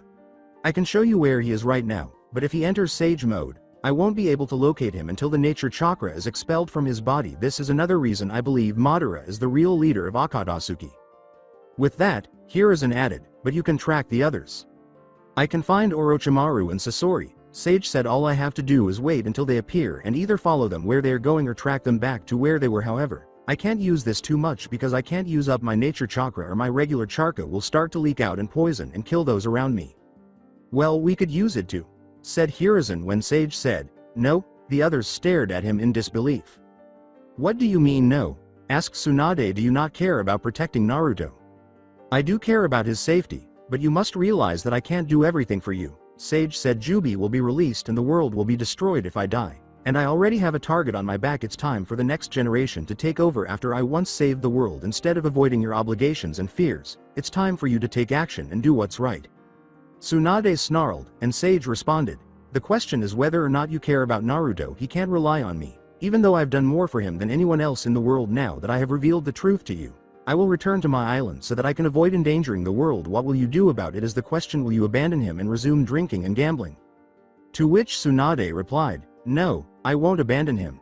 And what about Shizune? Have you given her any thought? Sage asked. She has spent all these years with you. Will you desert her in favor of Naruto? Tsunade yelled and Sage responded, and you do know that if you take Naruto from Konoha, then it will be easier for Akatsuki to target him, and also the traitor here in Konoha will target him as well, waiting for the moment you let your guard down and boom, goodbye family. Sage remarked, but there is a way to make it where everyone wins. As Tsunade scowled, all you would need to do is accept a plan I have for you, Naruto and Shizune. Asked Hiruzen, what kind of plan? Sage stated, Konoha will treat Naruto like shit unless they think he's very special for another reason, as well as giving them a reason to think he's safer to be around than they do now. This house and the land with it belongs to Naruto now, but he needs someone to live with him and make sure he is raised right. He needs his mother. According to Hiruzen, but Kushina dead. Gazing at Tsunade, Sage remarked, I was talking about his other mother. With a blink, Tsunade uttered, wait, what? Sage continued, only those in this room, Kakashi, Naruto and Jiraiya know for absolutely sure who Naruto really is. Some may suspect who his parents are, but because of the actions of the traitor nobody knows who his father was. Now what would Konoha think if say Minato was in fact Naruto's older brother? I mean, you were depressed after Nawaki death and probably drunk some, and one night of drinking and depression is a common situation for a kunoichi to get pregnant. After scowling, Tsunade uttered, and who would be the father? You? Sage laughed and replied, no, that would feel like incest to me. No. I was just thinking of a way to pay off all your debt as well as get revenge on a certain someone for whoring around when his godson needed him. Coughing, Tsunade uttered, Jiraiya, are you nuts? Sage replied, think about it for a moment. Jiraiya hairstyle is just like Naruto and Minato. Your hair is blonde and you can claim the eyes were just a random feature that skips a generation or two. If you had the Sandaime here sign a few papers, then Jiraiya would be responsible for paying all your debts, and you would also be able to draw money from his account to buy whatever you, Shizune, and Naruto need.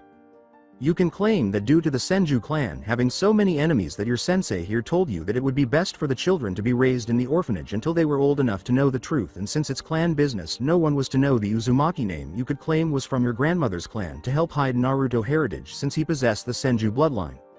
But does Naruto possess the Senju bloodline? Shizune asked. Sage replied, he carries it, but I doubt it's active, but I can activate it for him with my Rinnegan. Tsunade replied, but if that's true, then why would we claim that I left him here alone all this time?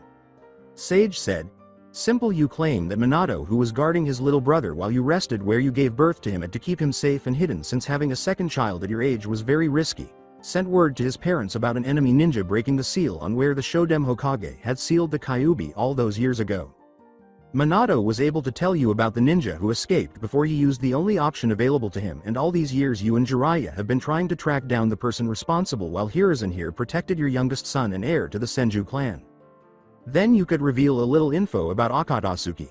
It would come down to yours and the Sandaime's word against anyone who thought it was a lie, and they can't prove it since you have all the cards, and with Naruto having the Mokuton bloodline and his blood being so close to yours, it would be impossible for them to say he wasn't related to you, and all you would have to do is have Jiraiya give a blood transfusion to Naruto and boom, instant daddy.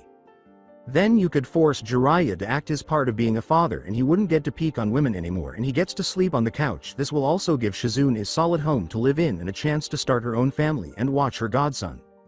After giving it some thought, Tsunade remarked, "Your plan seems like a good idea for the most part, but what about Naruto's opinion and his feelings about his real parents?" Sage replied, "Let me handle that, Naruto will agree." With a frown, Tsunade remarked, "I don't like the idea of being married to the pervert though." Sage replied, "Why would you marry him? Haven't you ever heard of child support?" As Hiruzen bit his lip and Tsunade's eyes widened, Shizune covered her mouth. Tsunade replied, "Oh yeah, I think I like this more and more. There is only one thing, who is the traitor, so we can deal with him."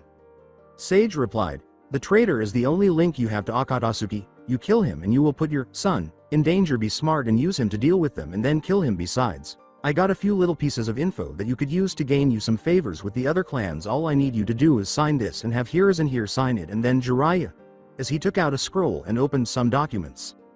According to Hiruzen, these are, Sage replied, correct birth certificates for Minato and Naruto with Jiraiya and Tsunade as the parents' marriage certificates for Minato and Kushina, adoption papers for Naruto from Jiraiya and Tsunade to Minato and Kushina in the event of their death, and joint checking account for Jiraiya and Tsunade. This would be all the proof you would need to give Tsunade and Jiraiya full custody of Naruto.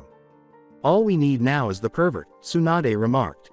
Sage chuckled and put his hand on the crystal ball while making one of the hand signs. Then, a puff of smoke appeared, and Jiraiya was there, crouching, with a notebook scrawling on it and a nosebleed. Tsunade started beating the living daylights out of him before he could blink. When the house door opened a few minutes after Tsunade was done, Kakashi and Naruto entered. Both of them paused and blinked, and Naruto exclaimed, "Hey, who's the two pretty ladies in the pile of poop on the floor?" "Oh," Tsunade remarked. "I love this kid." Naruto approached and sat down cross-legged in front of Sage after Sage said, "Naruto, come here a minute. I need to talk to you about something important."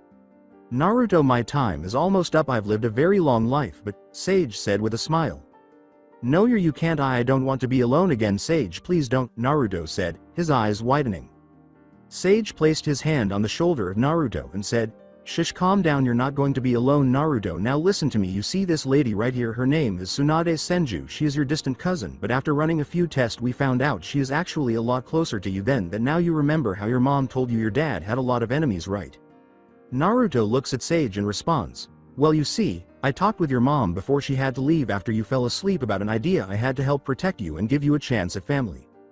You see, Tsunade had a little brother who was actually your grandfather but died. I found this out and invited her here to meet you because she didn't know about you, and she's really excited about having a chance to be with her only family. But you see, because of all your parents' enemies and also enemies that Tsunade had, we need to tell a little white lie to protect you so you can be with your family. Are you willing to tell a little lie?" When Jiraiya heard this, his eyes widened. He glanced at Hiruzen and Tsunade, who both gestured for an explanation later. With a scowl, Naruto uttered, "What kind of lie?" Sage replied, "Since you were in the orphanage you know what adoption is, right?" Naruto replied, "Yes, it's where kids who don't have a mom or dad get one." Sage responds by saying, "Since both your birth parents died and Tsunade here is your family, she was wanting to adopt you and become your new mom." With widened eyes, Naruto uttered, "But what about my real mom?" Sage responded, "Listen, Tsunade, not trying to replace Kushina, nobody ever really could, but you see, the idea is to hide you from your mom and dad's enemies by making them think you're not who they think you are. You see, we came up with the idea to make it where Minato, your father, would become your big brother and also the son of Tsunade, since he was the son of Tsunade brother. You see, we got these papers over here. Look at this one." Naruto examined the document and responded, This said that my parents would have become my parents after Tsunade, and whoever that has died, you're making it where my parents become my step-parents and my step-parents become my real parents. Is that how adoption really works?" Sage laughed and replied, "Pretty much. I'm glad to see you understood now. What do you say? Would you agree to this and allow Tsunade to become your new mother?" "You eyes, you're very sad. Why are you sad, mom?" Naruto said, glancing at Tsunade's eyes. "I thought all my family was gone. Does that mean you will accept me as your mom and we can be a family?" Tsunade asked, her eyes widening, after a moment. Naruto glanced at the wall picture and responded, If you will allow me to light a candle for my real mom on her birthday and Christmas. I promised mom that I would light a candle on her birthday and also on Christmas to show her I remember her." With a grin, Tsunade said, "I can agree to that."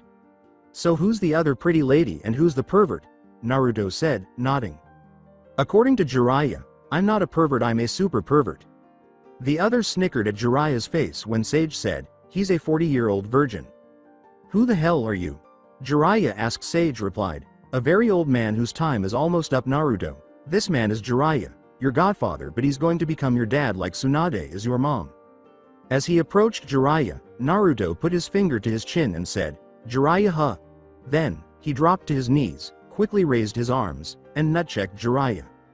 Everyone else appeared shocked as Jiraiya's eyes widened and he collapsed to the ground. Naruto then got to his feet and uttered, Kushina said to give that to you Ero Sanin. Now Naruto, there is something I want to tell you. This house and land is now your home where you will live with your mom. The lady right there is Shizune. She will probably become like a sister to you over the years. Naruto heard snickers and turned to face Sage, who grinned pitifully. Now Naruto, I need you to close your eyes a moment. Naruto. After closing his eyes and nodding, Naruto felt a chakra form around his head. Jiraiya recognized the sensation, and Sage removed his hands before saying, there you go, Naruto. I have activated your other bloodline that comes from your dad's side of the family. You now have the Mokuton bloodline. So I have two bloodlines, Naruto remarked. Sage replied, yes, you can claim the Mokuton bloodline from your great-grandfather the Shodem Hokage and the Uzumaki bloodline from your great-grandmother Mito Uzumaki Senju, the Shodem's wife. Naruto stated, I'm going to miss you Sage. You were like a grandfather to me who taught me to cook, clean, brush my teeth, how to chop wood, use chakra and so many other things. Sage replied, yes, but there are two other lessons I tried to teach you. The first is power isn't anything without control. The other is never give up no matter how hard something is. Just keep going until you do it correctly, like chopping a tree. Sage smiled at Naruto. I have one final gift for you and one final piece of advice I hope you will remember the rest of your life. In my study, there is a bookshelf with the number from 6 on up as the shelf gets higher with 6 on the bottom.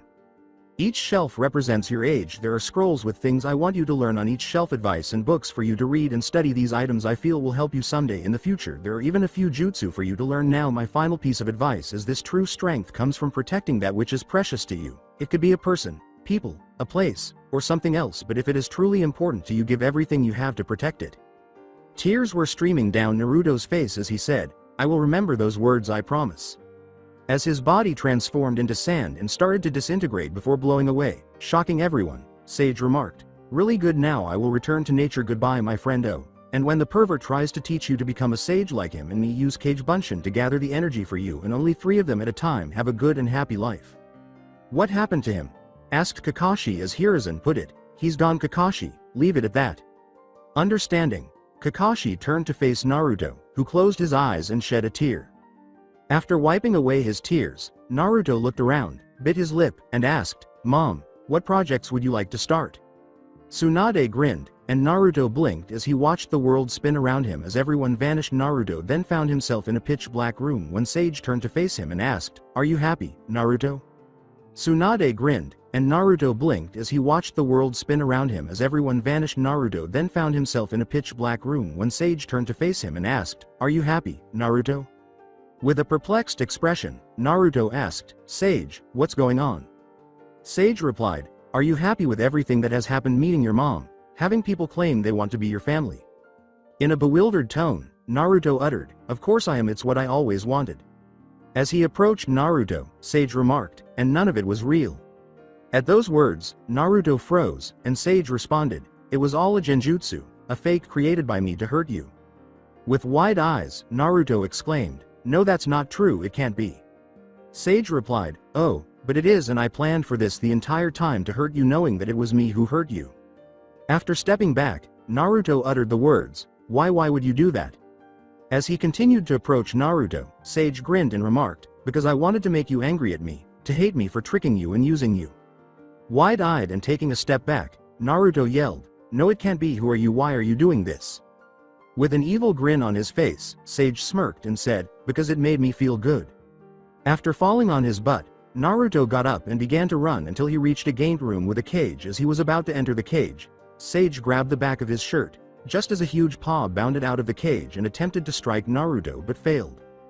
This is the reason I tricked you, Naruto, this is the reason nobody liked you, why the kids avoided you, and why you were kicked out of the orphanage the day you were born. The Kyuubi no Kitsune attacked Konoha and killed lots of people. The Yondaime, being unable to beat it, sealed it inside of you, said Sage, as Naruto watched in horror as a huge eye appeared in the cage before the shape of Kyuubi appeared.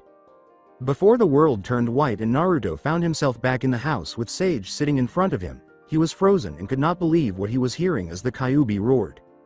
With a terrified expression, Naruto screamed and scooted backwards away from Sage. Are you scared? Do you hate me? Asked Sage. Naruto scooted into the corner and stared at Sage in terror, but he didn't cry. Sage said, it's so easy to hate someone or something, it's also so easy to be scared of someone or something after everything you and I had together all this time, and then a single moment could turn your entire world upside down, and now you're scared of me and also hate me. I know, because I am you. Other than blinking, Naruto did not respond to Sage's remarks. Sage stated, you saw everything that I did, when I went to see the Sandaime with his wife, when I talked to the Sandaime and then Tsunade and Shizune while you weren't even there. You heard everything that was said. You also heard what I told Kushina as well. Aren't you curious as to how you heard and saw all that? Aren't you curious about if any of that was real? Did you really meet any of them? Did I really bring Kushina back from the dead? Did you? Asked Naruto weakly. Maybe, Sage said.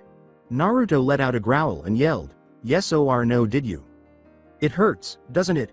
Sage said. How does it make you feel to think that everything was going well and that you've finally gotten what you most wanted, and now it's gone? Everything you thought you knew is gone? Like I said, Naruto, I am you, said Sage, as Naruto, with hate in his eyes, glared at him. It is true that I told my mother that I was from the future and that I had the Jubi sealed inside of me. Now that you are aware that your father sealed the Kyuubi inside of you, you may be curious about how I went from having the Kyuubi sealed inside of me to having the Jubi sealed inside of me. It's because the world we live in isn't real, said Naruto, scowling. There's an old proverb about being a big fish in a small pond. Individuals think they are larger than they actually are.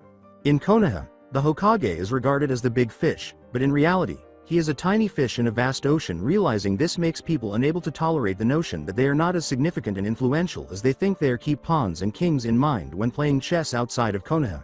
The Hokage could be anything, even a pawn in someone else's game. How does it make you feel to know that I used you as a pawn? In Konoha, the Hokage is king, and the villagers are his pawns. Naruto sighed and replied, it hurts and you hate me for it.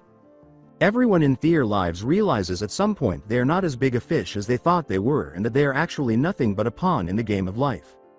But like all pawns, they want to become something bigger. They know they can't become the king, but they try to become the queen, the bishop, the knight, or the rook, anything but the pawn. There they move themselves to take out others so they can reach their goal on the other side of the board, even putting the king at risk for their own goals. But do you know the funny thing? Do you know what the king really is?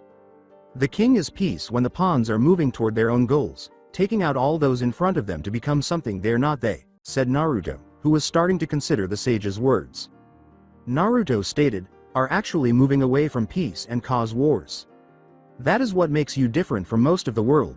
Naruto, you can realize the truth when it is revealed. That is why I did this, Sage said with a small smile. In order for you to defend the king, I made you feel the agony of realizing you were a pawn.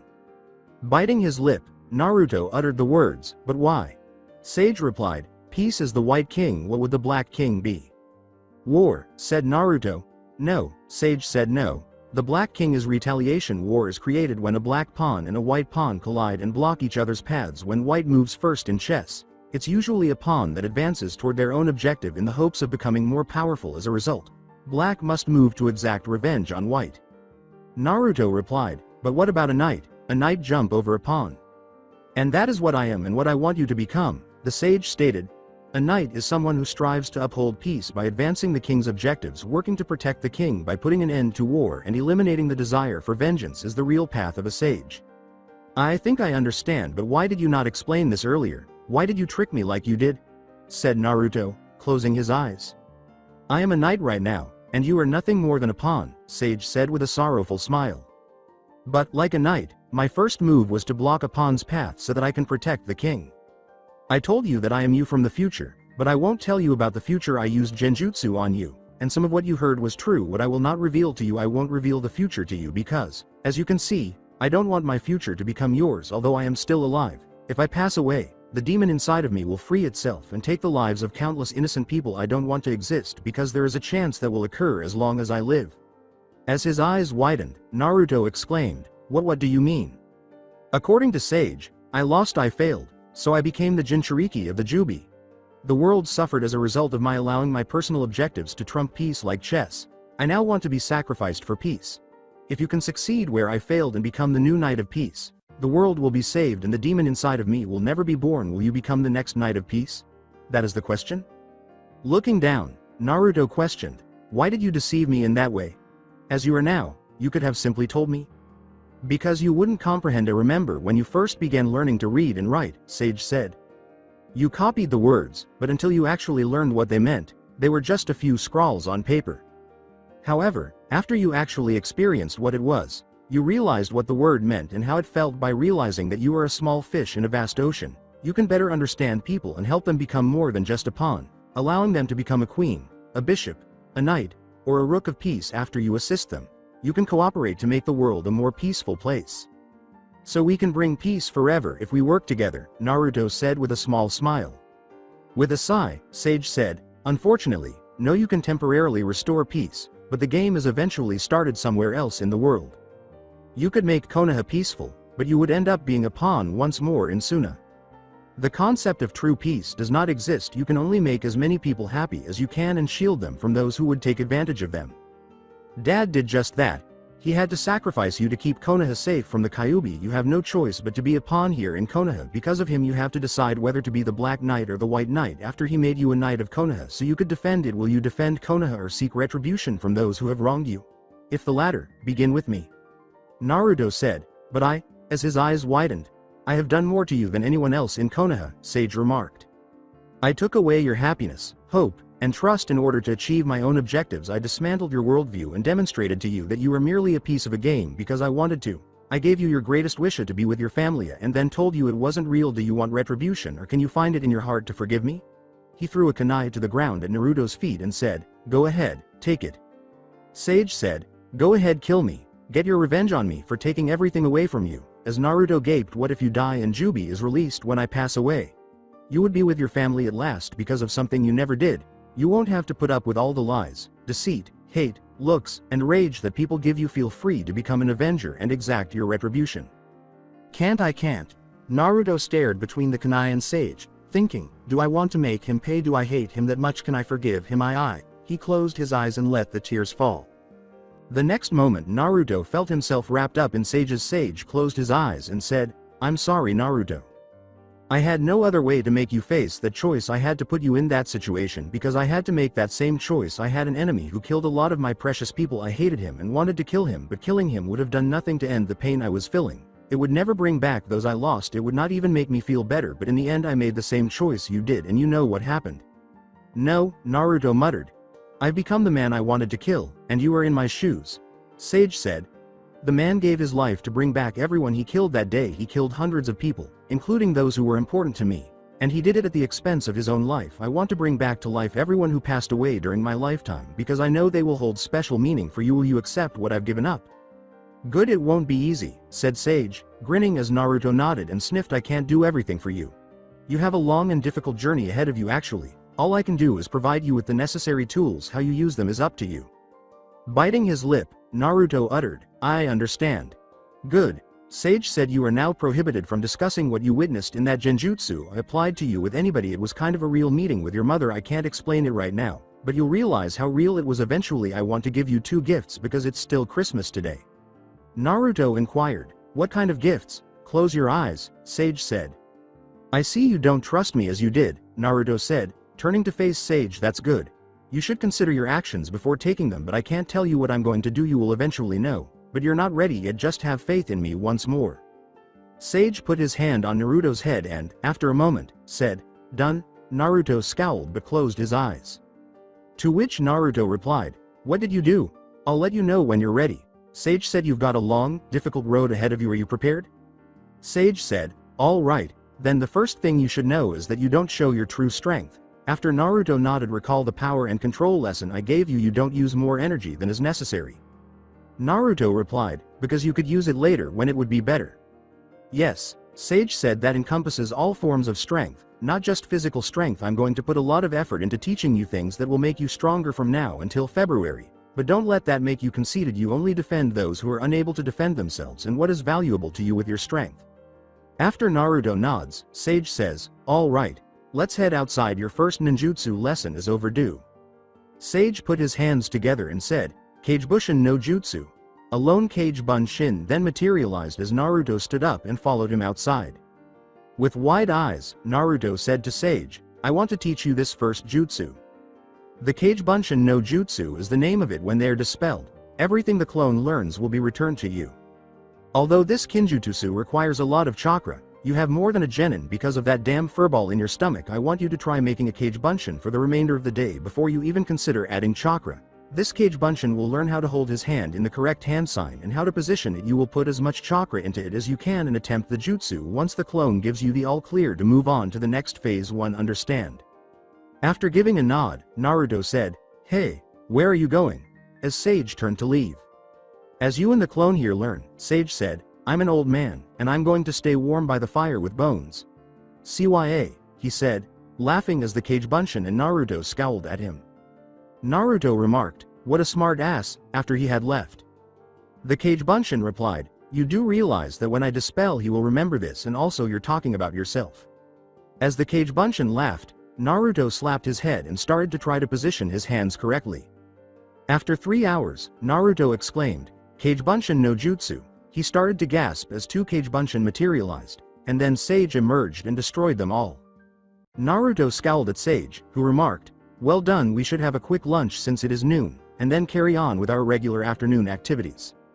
As usual, you will rise, eat breakfast, and go outside to perform your morning exercises. However, prior to performing your chakra control exercises, you will perform as many cage bunshin as you can. After that, they will begin practicing your leaf balancing with stones, and I will begin teaching you taijutsu until noon for the remainder of the month. This will be our pattern." "What happens after the end of the month?" inquired Naruto. "That depends on how many cage bunshin you can produce," Sage said. "Let's go eat now." When Naruto's stomach rumbled, he looked sheepish and remarked, "I guess I forgot to eat breakfast." "You think?" Sage said. "Never begin the day without eating, never." With a nod, Naruto trailed Sage inside the house. 6 days passed before January 1st finally arrived, and Sage had taught Naruto how to throw a proper punch, how to make a proper fist that wouldn't break his hand, how to throw a proper kick, and how to punch a punching bag and kick a punching bag 50 times each day with each fist or foot. In addition to throwing a kunai and shuriken at a target 50 times each with each arm, Naruto had just completed his standard jumping jacks, push-ups, sit-ups, punches, and kicks, all of which were now 50 each. Sage interrupted Naruto as he was about to perform a cage bunshin, saying, "Hold up a minute." With a perplexed tone, Naruto questioned, "What?" "As of yesterday, you could make 6 cage bunshin," Sage stated. He took out a scroll and said, "That's a good start and enough for what I want you to start working on." "Do you do anything without a scroll?" asked Naruto. As he unlocked a set of arm and leg weights and opened the scroll, Sage remarked, "Not if can help it."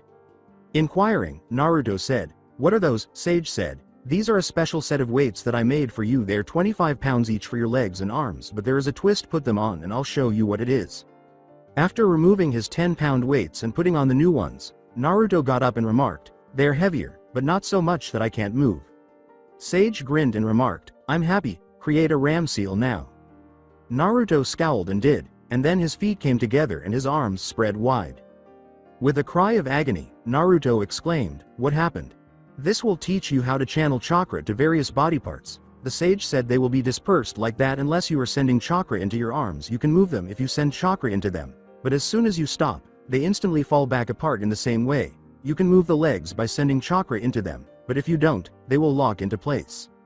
Sage remarked, "But I'm not going to give you the chance to adapt." As Naruto moved his arms closer and sent chakra to them, "You will block me when I start attacking you, otherwise, you're going to soar. We're going to do this every day for the next 7 days, which will teach you how to respond to my punches and how to continuously move your arms and legs using chakra. Let's get started." Before being struck in the face and flying back, Naruto's eyes widened, and he exclaimed, "What the hell?" As his arms flew apart and Sage punched him in the stomach, he said, "Give me some awe." "Either defend yourself or get beat up," Sage said, adding that he would not stop attacking until noon. "Your decision." As Naruto attempted to move and block himself, his eyes widened. Around noon, Naruto moaned because his body ached and he was exhausted, and he uttered the words, "I hate you." "That means you have enough energy to make it inside the house," Sage said. "Enjoy, by the way, because those won't be removed until I cancel them. At the end of the day, we will also be altering your reading lesson. The human body's biology is covered on Mondays. The history of the elemental nations is covered on Tuesdays. Math and science are covered on Wednesdays. Strategy books and trap making are covered on Thursdays. Plants are covered on Saturdays, so you can learn how to make poisons and how to use them for food and spices, and elemental studies are covered on Sundays. According to Naruto, you skipped Friday, I know, Sage said. Come on, it's seals on Friday, you won't have lunch if you're not home in 5 minutes. In order to get his legs moving into the house, Naruto moaned and sent chakra to them. Over the course of the following week, Naruto had improved to the point where he could move most of the time without considering sending chakra, but his focus frequently faltered, giving him painful reminders that he might fall face first, reach for food, and have his food or kunais fly off in a dangerous manner. When Monday returned, Sage said, "Good work, Naruto," after waiting until he had completed his morning exercises and weapon practice. "I'm going to show you the first 5 kata of my taijutsu style, which I developed over the course of my life, since you can now defend yourself to a half degree at civilian speed without thinking. After you watch me enter the first kata, you will attempt it yourself. You have 5 minutes to defend yourself if you make a mistake, after which I'll redo that kata and you can try it again. This will serve as your mentor until you are proficient in all 20 kata. Watch now." After observing for a short while, Naruto attempted the stance but was repeatedly struck in the face whenever he attempted to speak. Naruto asked, "What did I do wrong last time?" after the 5 minutes had passed. "You will need to figure that out," Sage said. Watch, as he assumed the same position once more. Naruto made another attempt and was assaulted once more. This was the pattern for the next 5 weeks. By the time February 15th arrived, Naruto had mastered all 20 kata to the point where he could move without worrying about sending chakra to his limbs and could execute them with near accuracy regardless of which Sage called out. As a result, his reserves and control grew, and his body began to melt away the majority of his baby fat. "Good, now go. After we eat lunch you are going to take a shower and use that scented water I got you to wear." Sage nods as Naruto concludes the training day in the katas. "We're heading into town." With wide eyes, Naruto exclaimed, "We are why? It's time you made a brief appearance," Sage said. "I have to see someone, and you're accompanying me. You are expected to look to me for an answer and accept my opinions if I ask you a question." Naruto nods, and after he finished his meal, Sage gave him a brown poncho with a hood to cover his head and obscure his face. Naruto was dressed in red and brown pants. "All right," Sage said, "keep your hood up until I tell you to do otherwise. I want people to know you're around, but I don't want too much information. You only say Naruto Uzumaki when someone asks what your name is. Come now, and don't consider any of the names I used in that genjutsu." Following them, Naruto was astounded to see the village and exclaimed, "Wow, it looks the same and yet different." As he walked alongside Sage, who was carrying his walking staff, he said, "It's almost like a different place." They soon arrived at the Yamanaka flower shop, where Naruto entered with Sage at his heels as Sage opened the door. When they walked in, a man's voice said, "Be right there." Inoichi said, "Ah, hello sir, and welcome to the Yamanaka flower shop." As she left a short while later, "I apologize for keeping you waiting. I was assisting my daughter with some seed replanting. How may I be of assistance to you today?" "Just call me Sage." "Old man Sage," Sage said. "I purchased some land close to Cherry Blossom Park after moving to Konoha last summer, specifically, the forest on its edge." The response from Inoichi was, "Yes, I know the area you speak about." Sage said, "All right, so my little cousin has already cleared the land for a vegetable garden, but I've also made the decision to start a greenhouse so we can grow spices in addition. I want to grow some medicinal herbs and other plants that are either rare or not native to the area so they can be sold as a side gig to help my cousin make a little money after I die. Selling flowers, medicinal herbs, and fresh spices to local businesses should be a wise investment. Do you not agree?" Inoichi replied, "So you came to see if I might be interested in buying some of the flowers?" Sage responded, "No, you see, I'm a bit of a seal master, so once the greenhouse is constructed, I won't have any trouble installing seals that will keep certain areas of the greenhouse in ideal condition for the kind of plant that will be growing there. In order for me to adjust the water and heat in each area, I came to see you to ask if you would be willing to assist me in determining the ideal growing conditions for the plants. In return, I would be happy to set up a section of the greenhouse where you could grow your own plants that you would otherwise have to order from far away or that our climate makes impossible to grow. It would seem reasonable to me to sell you half of the greenhouse, which I have already ordered from Suna and will be 100 yards long by 100 feet wide, in exchange for your assistance in creating the ideal environment for the plants." Inoichi replied, "Oh, how long do you think it will take to get it set up?" According to Sage, 6 weeks at most. At that moment, Ino entered from behind and declared, "All right, Dad, I'm done." Turning, Inoichi said, "Okay Ino." Ino pointed to Naruto and Sage and said, "Daddy, who are they?" Inoichi replied, "Well, this is Sage and his cousin." "Oh, I'm sorry, I didn't catch your cousin's name." Sage replied, "Ah, why don't you pull your hood down and introduce yourself to Ino and her father Inoichi." Inoichi's eyes widened as Naruto reached up and removed his hood, confirming his identity. Naruto then said, "Naruto Uzumaki, it's nice to meet you." Turning to face Sage, Inoichi said, "Cousin?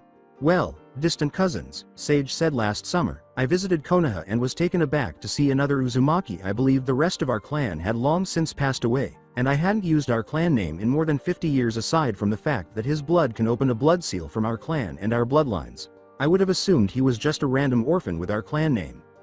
Inoichi remarked, "Clan? I never heard of the Uzumaki clan." "You're a Konoha ninja, correct?" said Sage. "Yes," Inoichi replied. "Why?"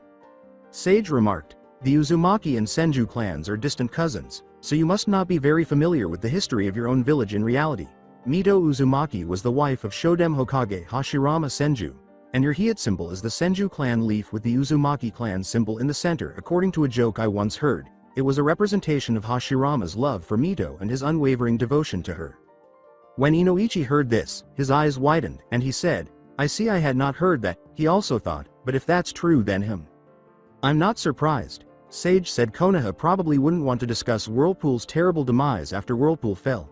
Naruto's parents were most likely the last members of the Uzumaki clan to be saved. "If it's okay with you, may I ask how you survived it?" Inoichi asked. Sage stated, "I hadn't been in Whirlpool since, well, ever since I got into that altercation with Madara, Tobimaru, and Hashirama. As you can see, the majority of the seals used by Konoha were initially made by the Uzumaki clan, and I disagreed with my clan's decision to give them to Konoha following the marriage of Hashirama and Mito. Until I heard a story about Madara using the Kyuubi against Hashirama and then about Hashirama giving the other 8 Biju away to other villages, I sort of got into a fight with my father and left the clan. I arrived in Konoha, kicked Madara's tail first, then found Hashirama and kicked both his butt and his brother's when he came to assist Hashirama after I knocked him unconscious by breaking a sake bottle over his head. Not one of my prouder moments," he said, grinning sheepishly at Ino. "Are you lying?" Inoichi asked, his eyes widening. Sage laughed and remarked, "Hashirama's nose is positioned incorrectly on the Hokage monument. Believe me, I bent it to the left rather than the right and broke it."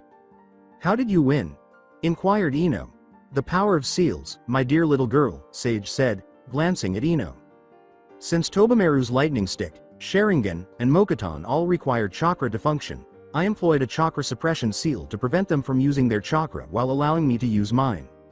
A wet behind the ears Chunin could have taken all 3 of them because they used their special abilities so much without control.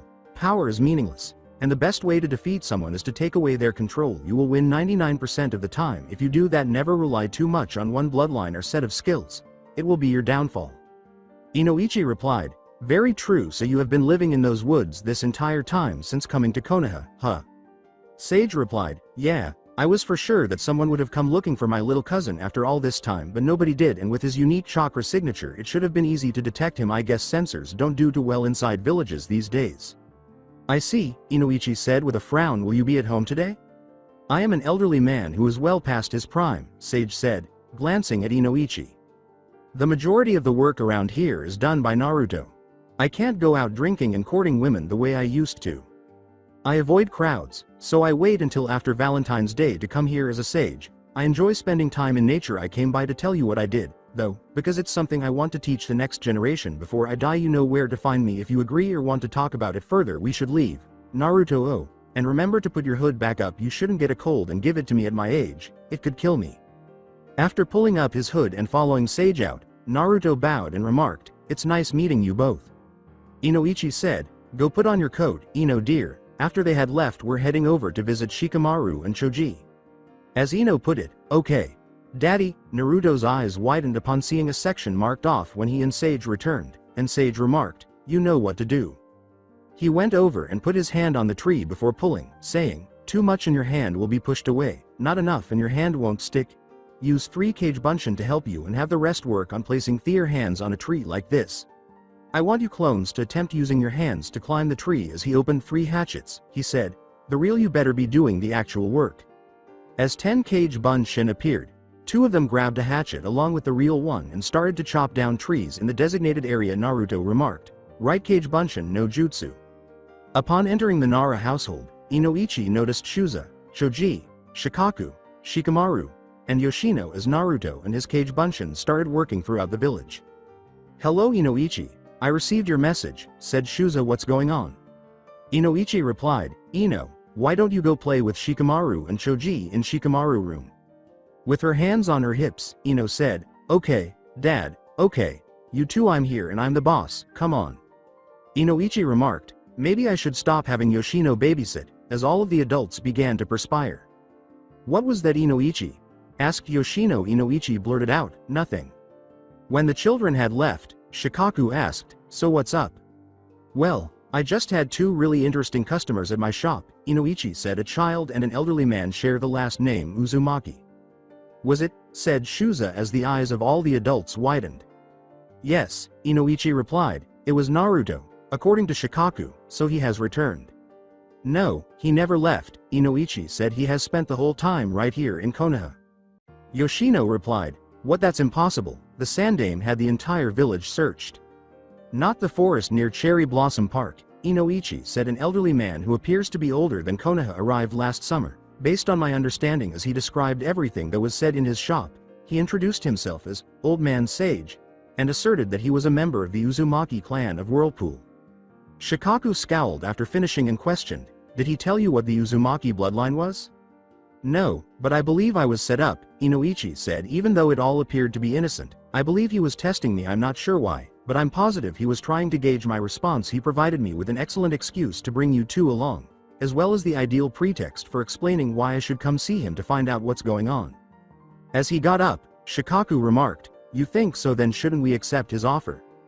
As Yoshino put it, I'll watch the kids, troublesome, Shikaku said as he and Shuza and Inoichi departed.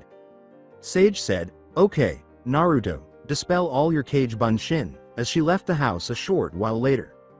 All of the cage bun shins vanished in smoke as Naruto nodded, and Sage approached, grabbed the two hatchets, and threw one to Naruto, saying, here. After Naruto grabbed it, Sage advised, use one in each hand. Naruto began using one in each hand and said, right. Sage closed his eyes, took a seat on a stump, and started to meditate. You know, Naruto, seeing Ino earlier reminds me of something I haven't talked to you about yet, Sage said 10 minutes later. Ladies, no creature in the entire world is more magical or annoying than a woman. They can be warm, soft, and gentle like an autumn sky, or they can be harsh, untamed, and frigid. You will never be able to fully comprehend a woman's mind. No matter how much you learn in this world, consider that girl from Ino. Naruto paused and inquired, what do you mean? Naruto, concentrate on your task. Where was I? Oh, that Ino girl, Sage said. Just by looking at her, I can tell she's vivacious, but she's also bossy. She probably tries to put her finger on every boy her age and act like she's a princess in charge of them, and they are her subjects.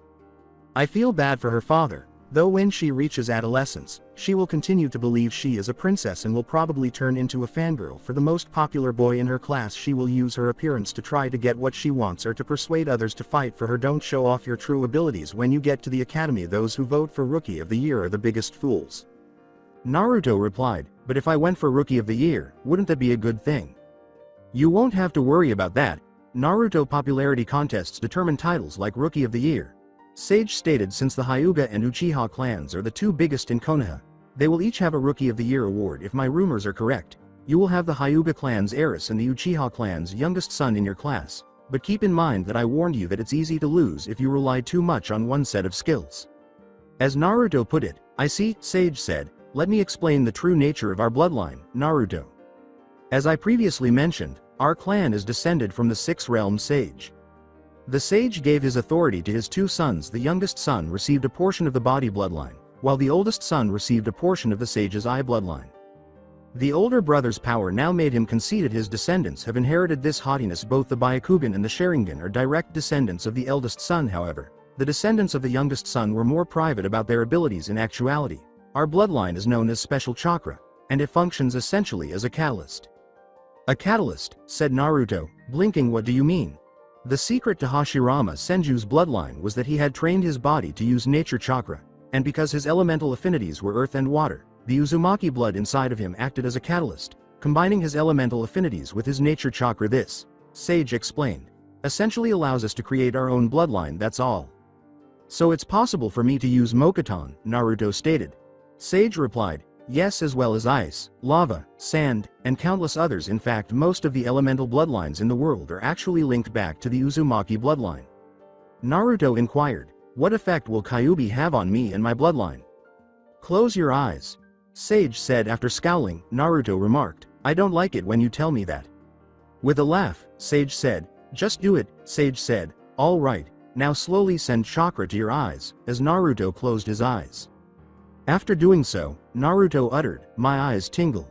Sage replied, I know, now draw the chakra away from your eyes and open them. Whoa, what happened? Said Naruto as he opened his eyes. Everything appears clearer and sharper. Sage responded, you inquired about the impact of having Kyuubi inside of you. The answer is that your body has improved regeneration skills because it must heal from the Kyuubi chakra. As a result, injuries to your body heal quickly, and if you read the biology books I assigned you, you are aware that muscle strength increases as a result of muscle tearing and healing. I then instructed you to send chakra to your eyes, causing damage so that your body could repair it and strengthen them, because we were afraid that if the world found out about our bloodline, they would kidnap our children and use them to build armies of new bloodlines. The Uzumaki clan became so well known for our seal work. With a frown, Naruto asked, so what does that mean for me then? It really depends. Sage said, we are the last of our clan, and I can't have children. It implies that you will need to have multiple children, but you must exercise caution. Some would turn you into a weapon for Kyuubi or use you as breeding stock for your bloodline. To which Naruto replied, but I'm not a weapon. You are a human being, Sage said, but the Sandaime used you as a weapon from the moment of your birth. It was all a ruse to use you as a weapon when he told the Konoha residents about the Kyuubi in you and then banned anyone from talking about it. He is a good man, Naruto, and I genuinely believe he didn't want to do that, but he has to look out for the welfare of the village and all of its residents, and if he has to lie and sacrifice one person to save the lives of the rest of the village, don't hate him for it. He did what a good leader would have done. He used you as a warning to other villages so that if they thought about attacking Konoha while it was weak, he would release the Kyuubi on them. I won't hate the people of Konoha because they treat me or hate him for using me to save them. I'll just do my best to prove that I am me, not Kyuubi, Naruto said, closing his eyes for a moment. Good, said Sage with a smile. I'm heading back inside now. When dinner is ready, I will give you a call. Since I have nothing else planned, we will resume our regular training schedule tomorrow. However, today, we will not be using chakra. He got to his feet and said, I want to assess your physical training to make sure you are where I believe you are without enhancing your body with chakra. Naruto gave a nod and went back to work. 3 figures leapt from the tree they were hiding in after Sage entered the house from a distance. Since Ino was at the Nara home, the 3 of them went to the Yamanaka flower shop and sat down in the living room. As Inoichi put it, so what do you think? According to Shikaku, he knew we were there. How can you be sure? Inquired Shuza as he allowed the other 2 to read. Shikaku took a piece of paper out of his pocket and remarked, this hit me in the face being carried in the wind. Hi, Shuza, Shikaku, and Inoichi, I am aware of your presence and the reason behind it. Ask the next time you want an answer. Let an elderly man warm his bones. At the very least, you young whippersnappers don't have any respect anymore. Sage P.S. Just so you know, Inoichi, you should really watch Ino more closely because she's not as innocent as she seems. Tell me, how did Ino do it without getting dirt under her fingernails or ruining her nail polish? You mentioned that she was assisting you with replanting. If she had redone them, we would have smelled the nail polish and even gloves would have scratched the paint. Enjoy yourself. Inoichi scowled and asked, why do I feel like I'm being laughed at? As all 3 of them started to perspire. Regardless, we should inform the Sandaime about what we have discovered, Shikaku remarked with a frown. The other 2 give a nod, and shortly after, all 3 enter the Hokage office with authorization. According to the Sandaime, so tell me, what can I help you 3 with today? Shikaku responded, we have some information we know you will be interested in, but it is very sensitive info. May we speak privately? Sending chakra to a seal beneath his desk, the Sandaime nods and declares, the room is secure. Inoichi said, well, I guess I can go first. Do you know a man who calls himself Old Man Sage? Shikaku nods in agreement.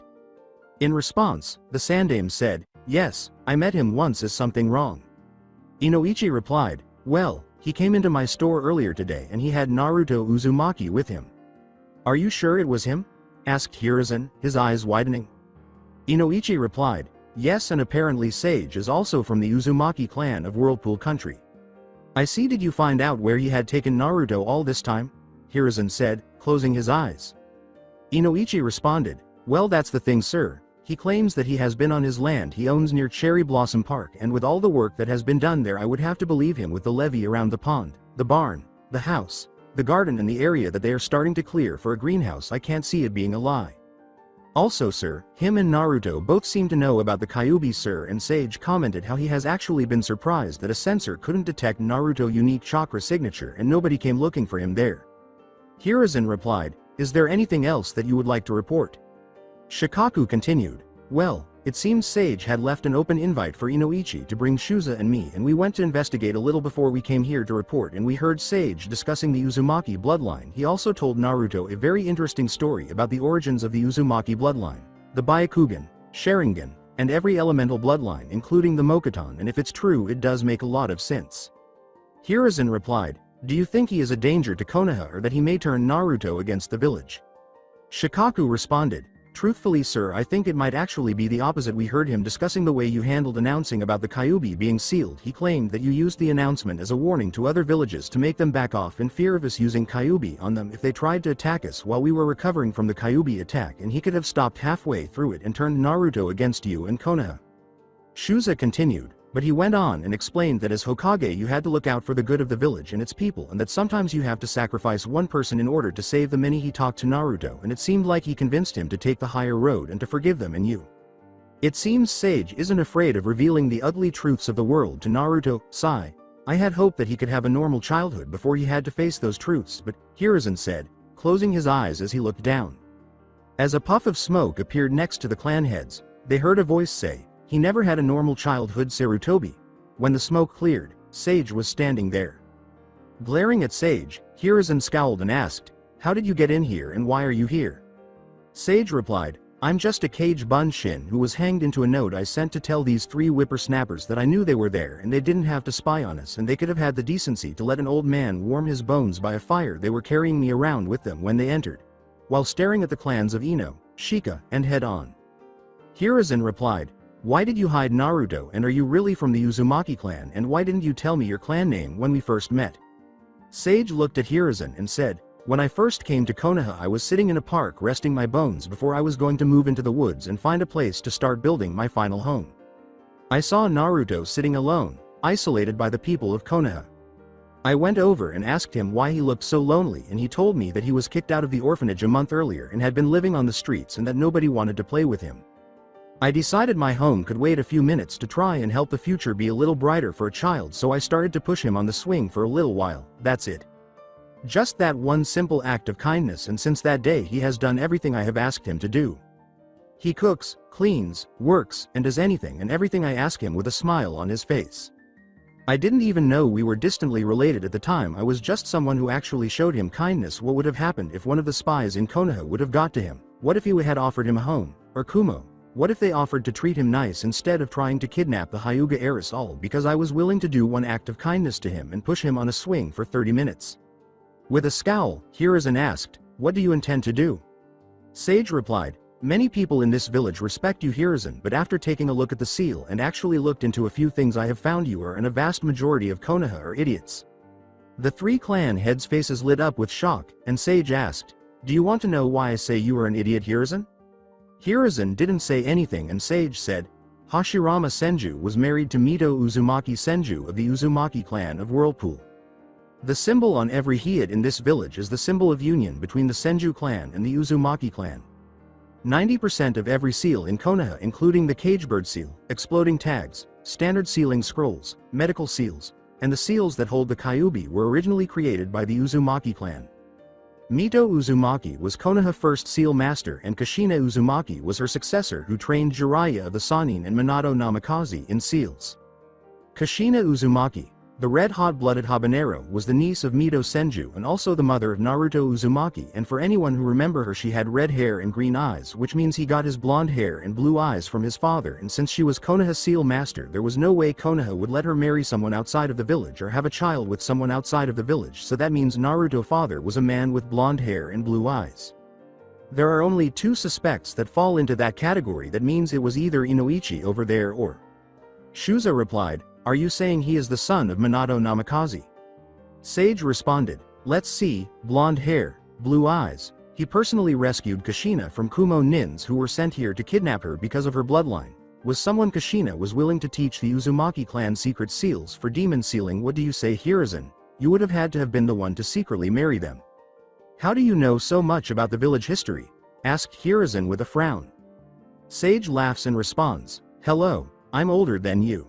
The reason I wasn't in Whirlpool when it was destroyed was because I never agreed with my clan's idea of giving Konoha all the sealing knowledge they did. That was why I came to Konoha and kicked Hashirama, Madara, and Tobimaru's ass since I did not believe they were worthy of it, but it's in the past and nothing can change that. But I do have one question that makes me question you Hiruzen the most. You and me both know that Mito Senju sealed the Kyuubi away when Madara Uchiha summoned it to help him fight Hashirama. You also know that Kushina was the guardian of the seal, and on October 10th the seal was located in the temple 5 miles south of Konoha since your wife was one of the people there to help deliver Naruto. Tell me this, how did the Kyuubi get all the way to Konoha from the temple? Was it without doing any damage to the trees or land between here and there? With a demanding tone, Hamaru asked, how do you know where the Kyuubi was sealed at that day? How do you know about my wife? Sage stated, I entered Naruto mind and met Minato and Kushina. They told me about what happened the day Naruto was born. Hiruzen asked, what do you mean you met Minato and Kushina? As all of the eyes in the room widened. Sage replied, you do know that you can seal more than one thing into a seal, right? You were there when Minato performed the just you saw what happened at the end, how Kushina used the Uzumaki bloodline to hold the Kyuubi down even after she was weakened from childbirth. How both died at the exact same moment the sealing jutsu was used. All the people in this village owe their lives to 3 people. And yet because you were scared that since Konoha was weakened after the Kyuubi attack and other villages might attack, you would only tell part of the truth and then act like it was a big secret, so other villages who would send spies to look at Konoha to see how weakened the village was would realize you were telling them that if they tried anything you would take Naruto to their village and have someone break the seal releasing the Kyuubi on them. Hiruzen replied, I admit what I did has caused Naruto pain and suffering, but as you told Naruto, from what I heard I did what needed to be done.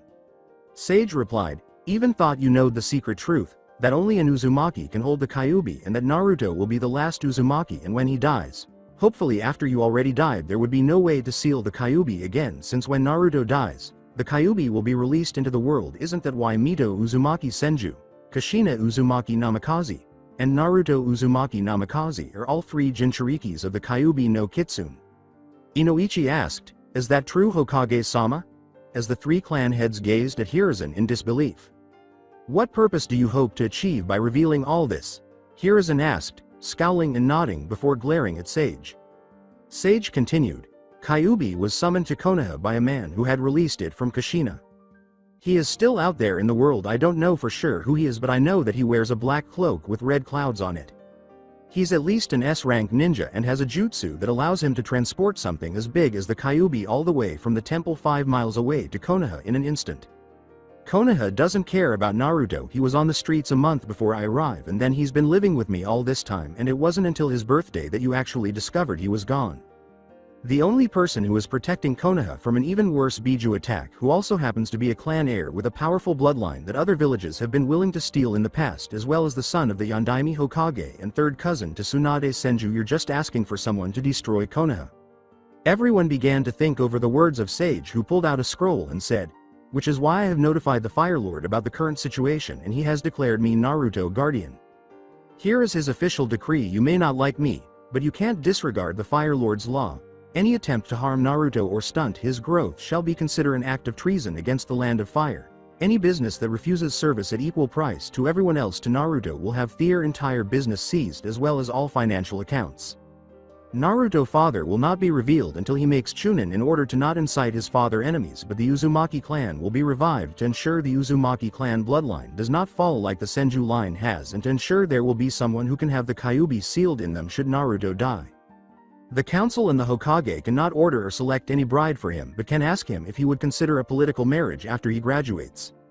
Until then you will have to approach me. I am to act as Uzumaki clan head until Naruto makes Chunin and will have a seat on the council. The council and the Hokage will not have any choice on Naruto becoming Chunin or not. He will be promoted by the Fire Lord decree when he proves he has earned it. Any attempt to steal the Uzumaki bloodline or children of the Uzumaki clan is considered an act of treason.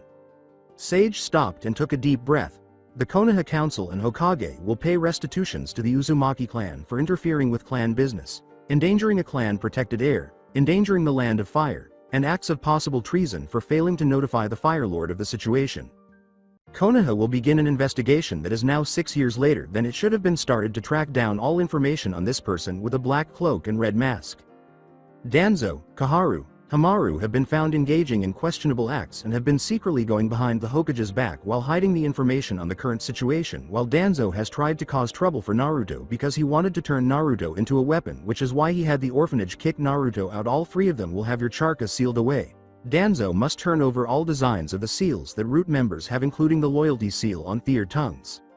Everyone in the room was startled to hear what the Fire Lord had decided, and Sage kept talking. All three of them will be replaced on the council. All clan heads are to investigate their clans for dealings with Root by checking financial records as well as checking for members who have a seal on their tongue. Hiruzen, you will have an audit of all three of their financial situations as well as the village treasury and council spending. The Fire Lord knows about Danzo business dealing with Hanzo the Salamander, and only his years of service to Konoha and the Land of Fire prevents him from having him executed for treason for the planned assassination of the Yondaime Hokage. Why did you do this, Sage? Inquired Hiruzen, who had bowed his head.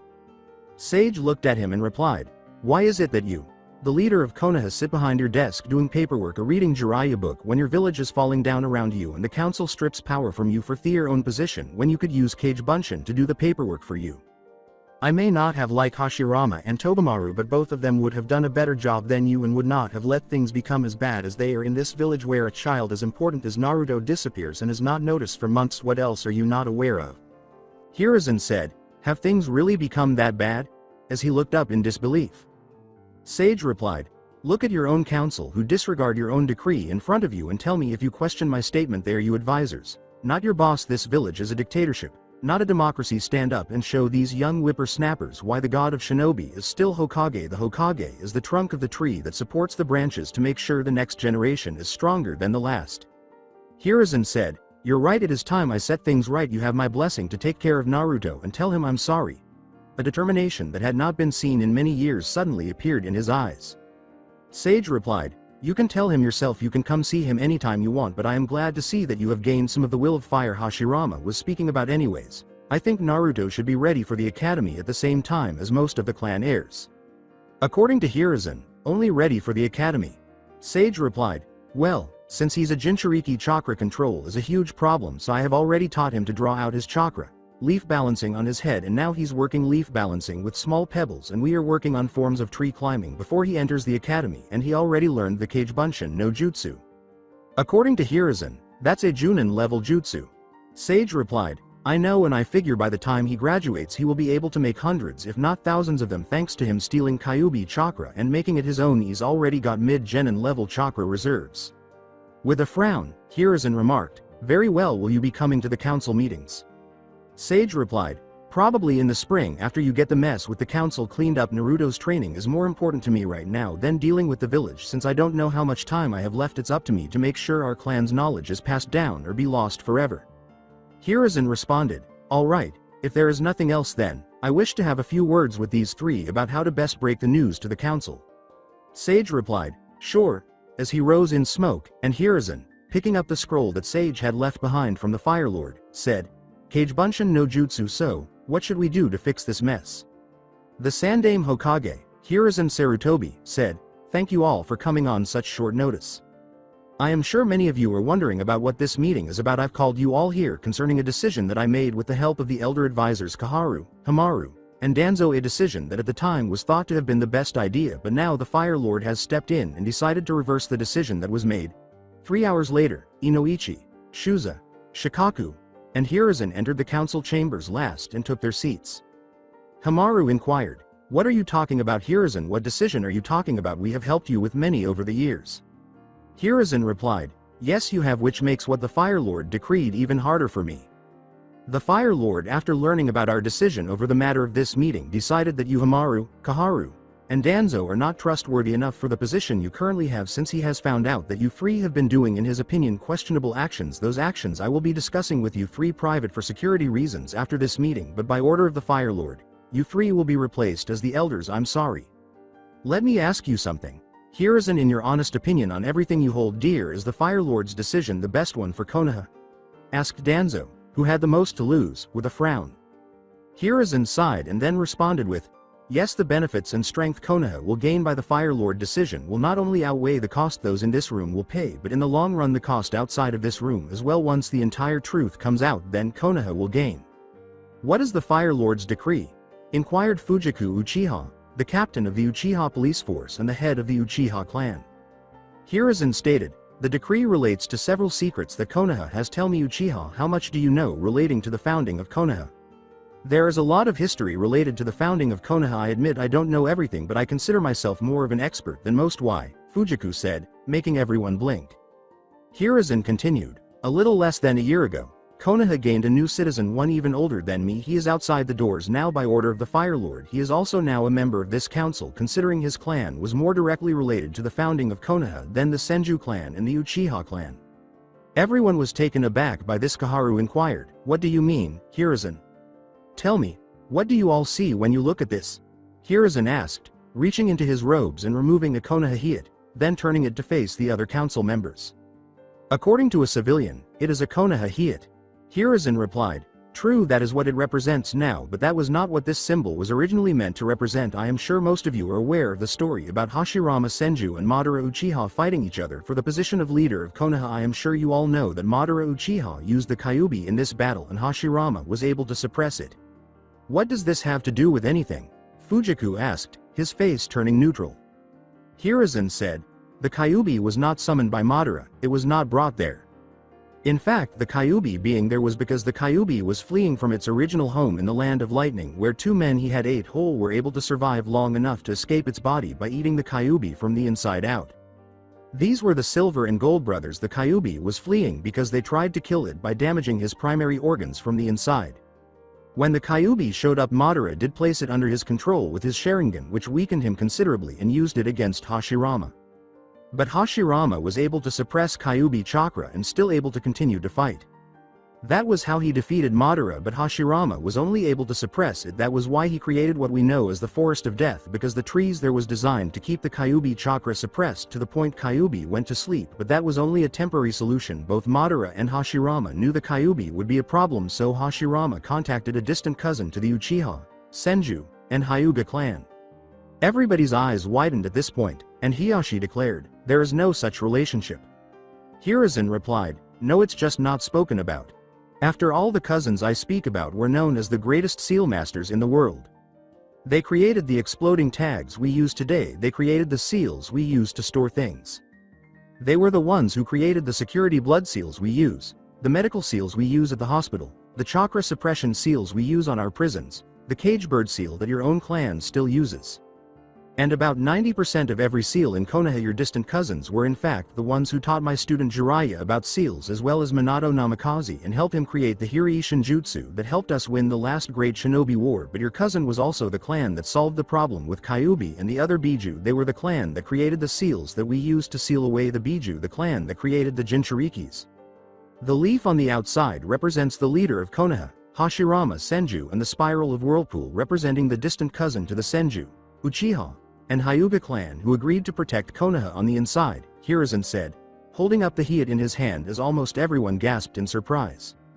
Hiruzen sat down with the hiat and said, the same spiral symbol most of our Chunin and Junin wear on Their flak jackets to show tribute to the clan whose tributes to Konoha has saved most of Their lives directly or indirectly by the time they get to that level. I thought most of them were destroyed when Whirlpool was destroyed in the Second Shinobi War, Danzo said. But you don't mean to tell me there is an actual member of that clan left alive? Yes, Hiruzen said, a member of that clan, Danzo, is the gentleman who is about to enter this room. You can enter right now. As everyone turned to face the door and waited, Hamaru asked, where is this man? While others started to whisper.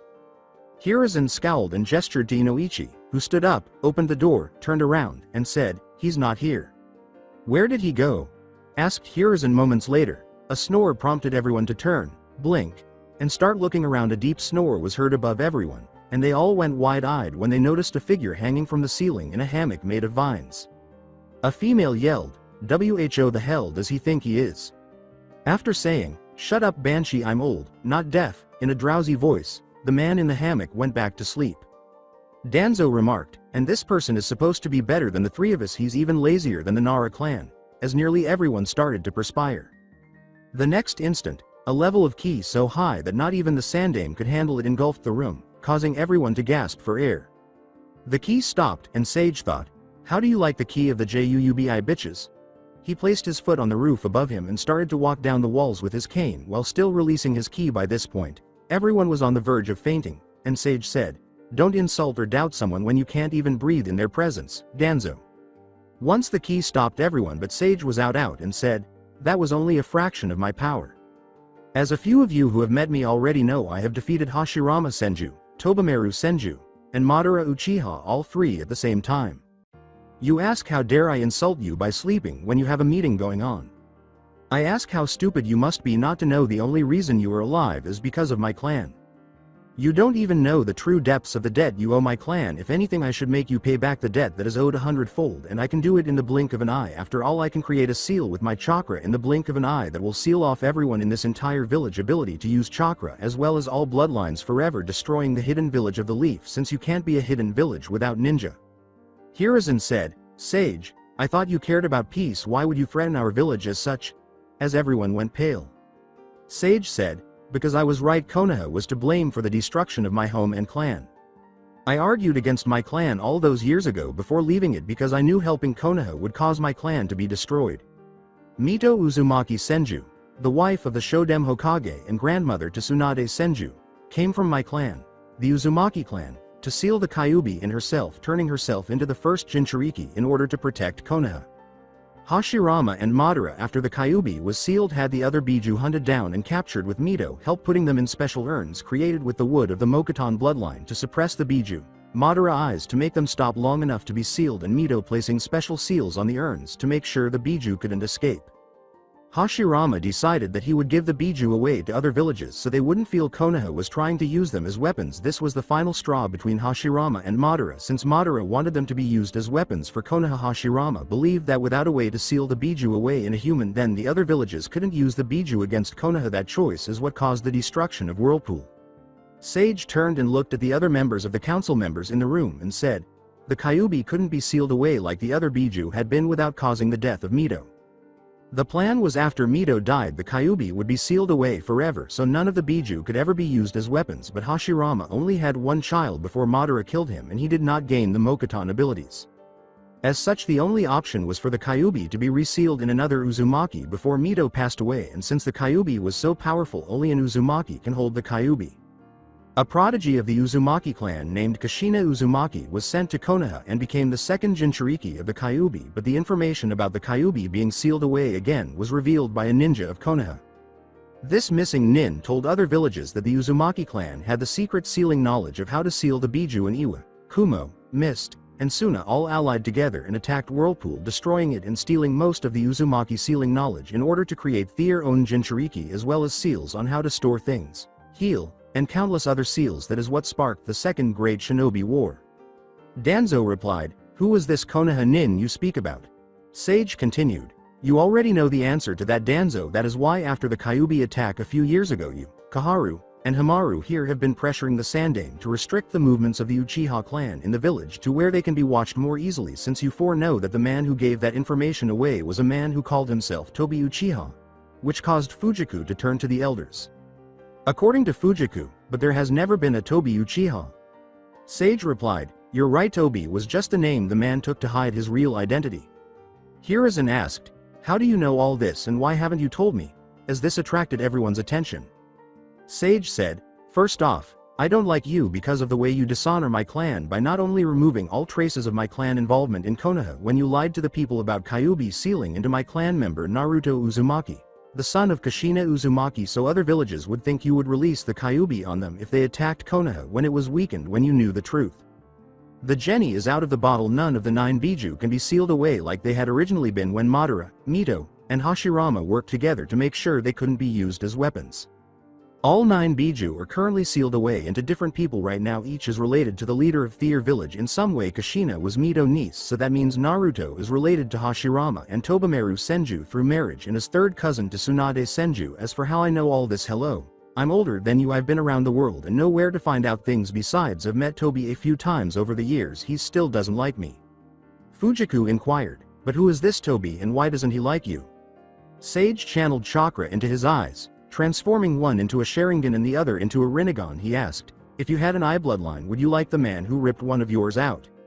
Everyone was shocked seeing this, and Fujiku started to say something when a glare from Sage stopped him, and Sage said, "You do not want to make an enemy out of me, Uchiha. I've exposed a secret about the elders here that has been causing your clan undeserved pain. I've been around and I know of things no one is supposed to know. I know about forbidden secrets of the Uchiha clan that even you as clan head may not know about, such as the Magna Q Sharingan. You can either act like you got a stick shoved up your ass or take the chance I have given you and prove that your clan is as honorable as you claim. A person is smart. People or stupid people have assumed the worst about my young cousin because the Yondaime sealed the Kyuubi in him. The elders assumed because someone claimed to be a Uchiha that they never heard of. Then the entire Uchiha clan were traitors. With the elders being forcefully removed, they are going to be looked upon with contempt or suspicion. The rest of their lives. A lie can destroy a person's reputation just as much as the truth." Sage reached for a handkerchief to wipe his head and stated, "You're probably wondering how the Uzumaki, Uchiha, Senju, and Hyuga clan are related. I know the truth as well as why all four of our clans have an effect on Biju. It's ironic that all four of our clans would be united in a single village. Some could say it's fate, others destiny, and some will say it is divine manipulation. I don't believe in any of those. Look at the people in this room. Unless we placed seals on everyone here to keep them from speaking, then someone here will let slip the information you have heard here without the entire truth being revealed. Your clan is going to be affected, as will the Hyuga clan and Senju clan. The choice is what you are willing to pay for the future and what you are willing to do to protect it." Hiyashi responded, "Why are you only speaking to Fujiku? If what you're saying is true, then my clan is just as much involved here." "I don't like wasting what breaths I have left on puppets," Sage said, glancing at him. Everyone gasped at this point, and Hiyashi got to his feet angrily and yelled, "What did you say?" Sage replied, "I called you a puppet. You are nothing more than a figurehead under the thumb of your clan council. How else can you explain the murder of your wife and the truths around the attempted kidnapping of your daughter?" "What do you mean? My wife died of natural causes," Hiyashi said quietly as he froze upon hearing this while everyone was staring at one another. Sage grumbles as she says, "Your wife had blood thinners slipped into her food for the last month of her pregnancy so that when she went into labor she would bleed to death and it would look like a natural death." "That's not possible," said Hiyashi. Sage said, "Your wife was 3 months pregnant when your daughter was kidnapped." The Hyuga elders had approached a third party to contact the Kumo ninja and give him information about a secret underground tunnel that would let someone inside the Hyuga compound without being detected. The Kumo nin was supposed to wait in your daughter's room in the shadows, so when you came to check on her like you did every night, that he could sneak up on you and kill you, since your clan has rules about not using your bloodline inside the Hyuga compound after dark. They knew that your wife would be able to convince you not to seal your second daughter because of the guilt you have being born right before your twin brother was. They knew that you would break tradition and destroy the cage bird seal, looking them the only power they actually have.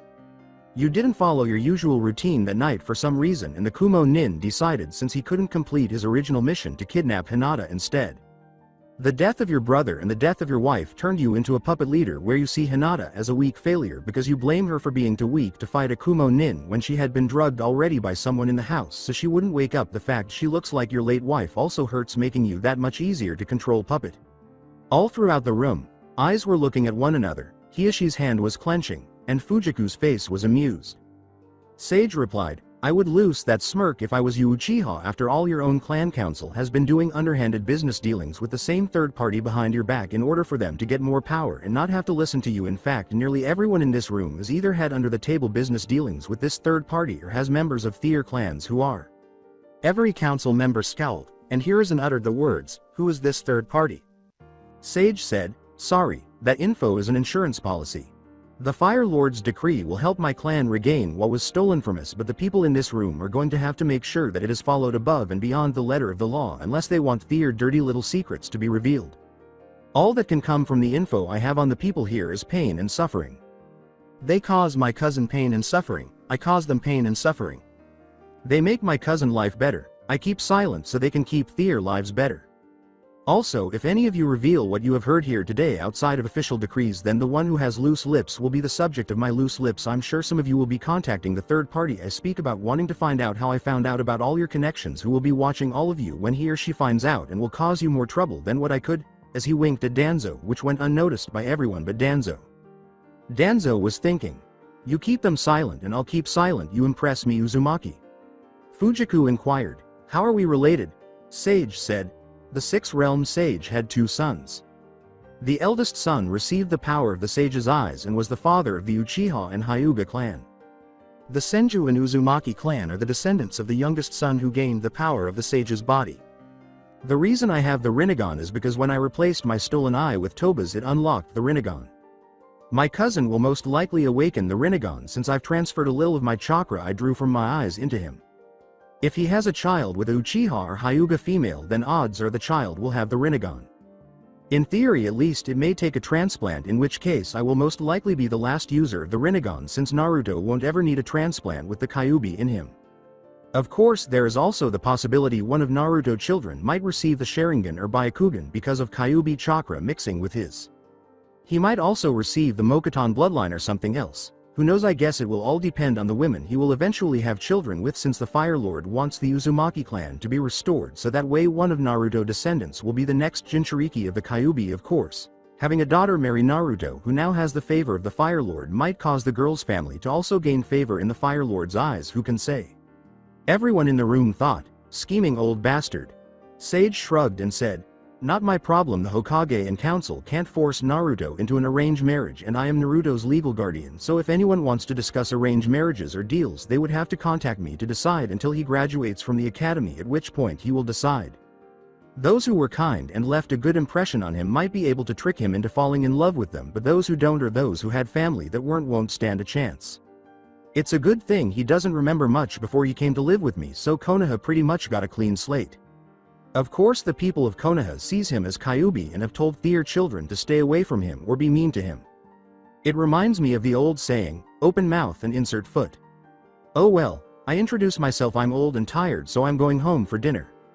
I won't actually be coming to a meeting unless it is an emergency Hiruzen until Naruto starts the academy. If you need me, the Uzumaki clan compound is in the woods near Cherry Blossom Park. The first don't mind company, but if you are coming for business then get straight to the point and have all your pros and cons ready beforehand. I don't want to waste an hour arguing when I can be relaxing. Come by for some tea or a smoke. Sometimes Hiruzen goodbye, as he turned and started to walk out the door.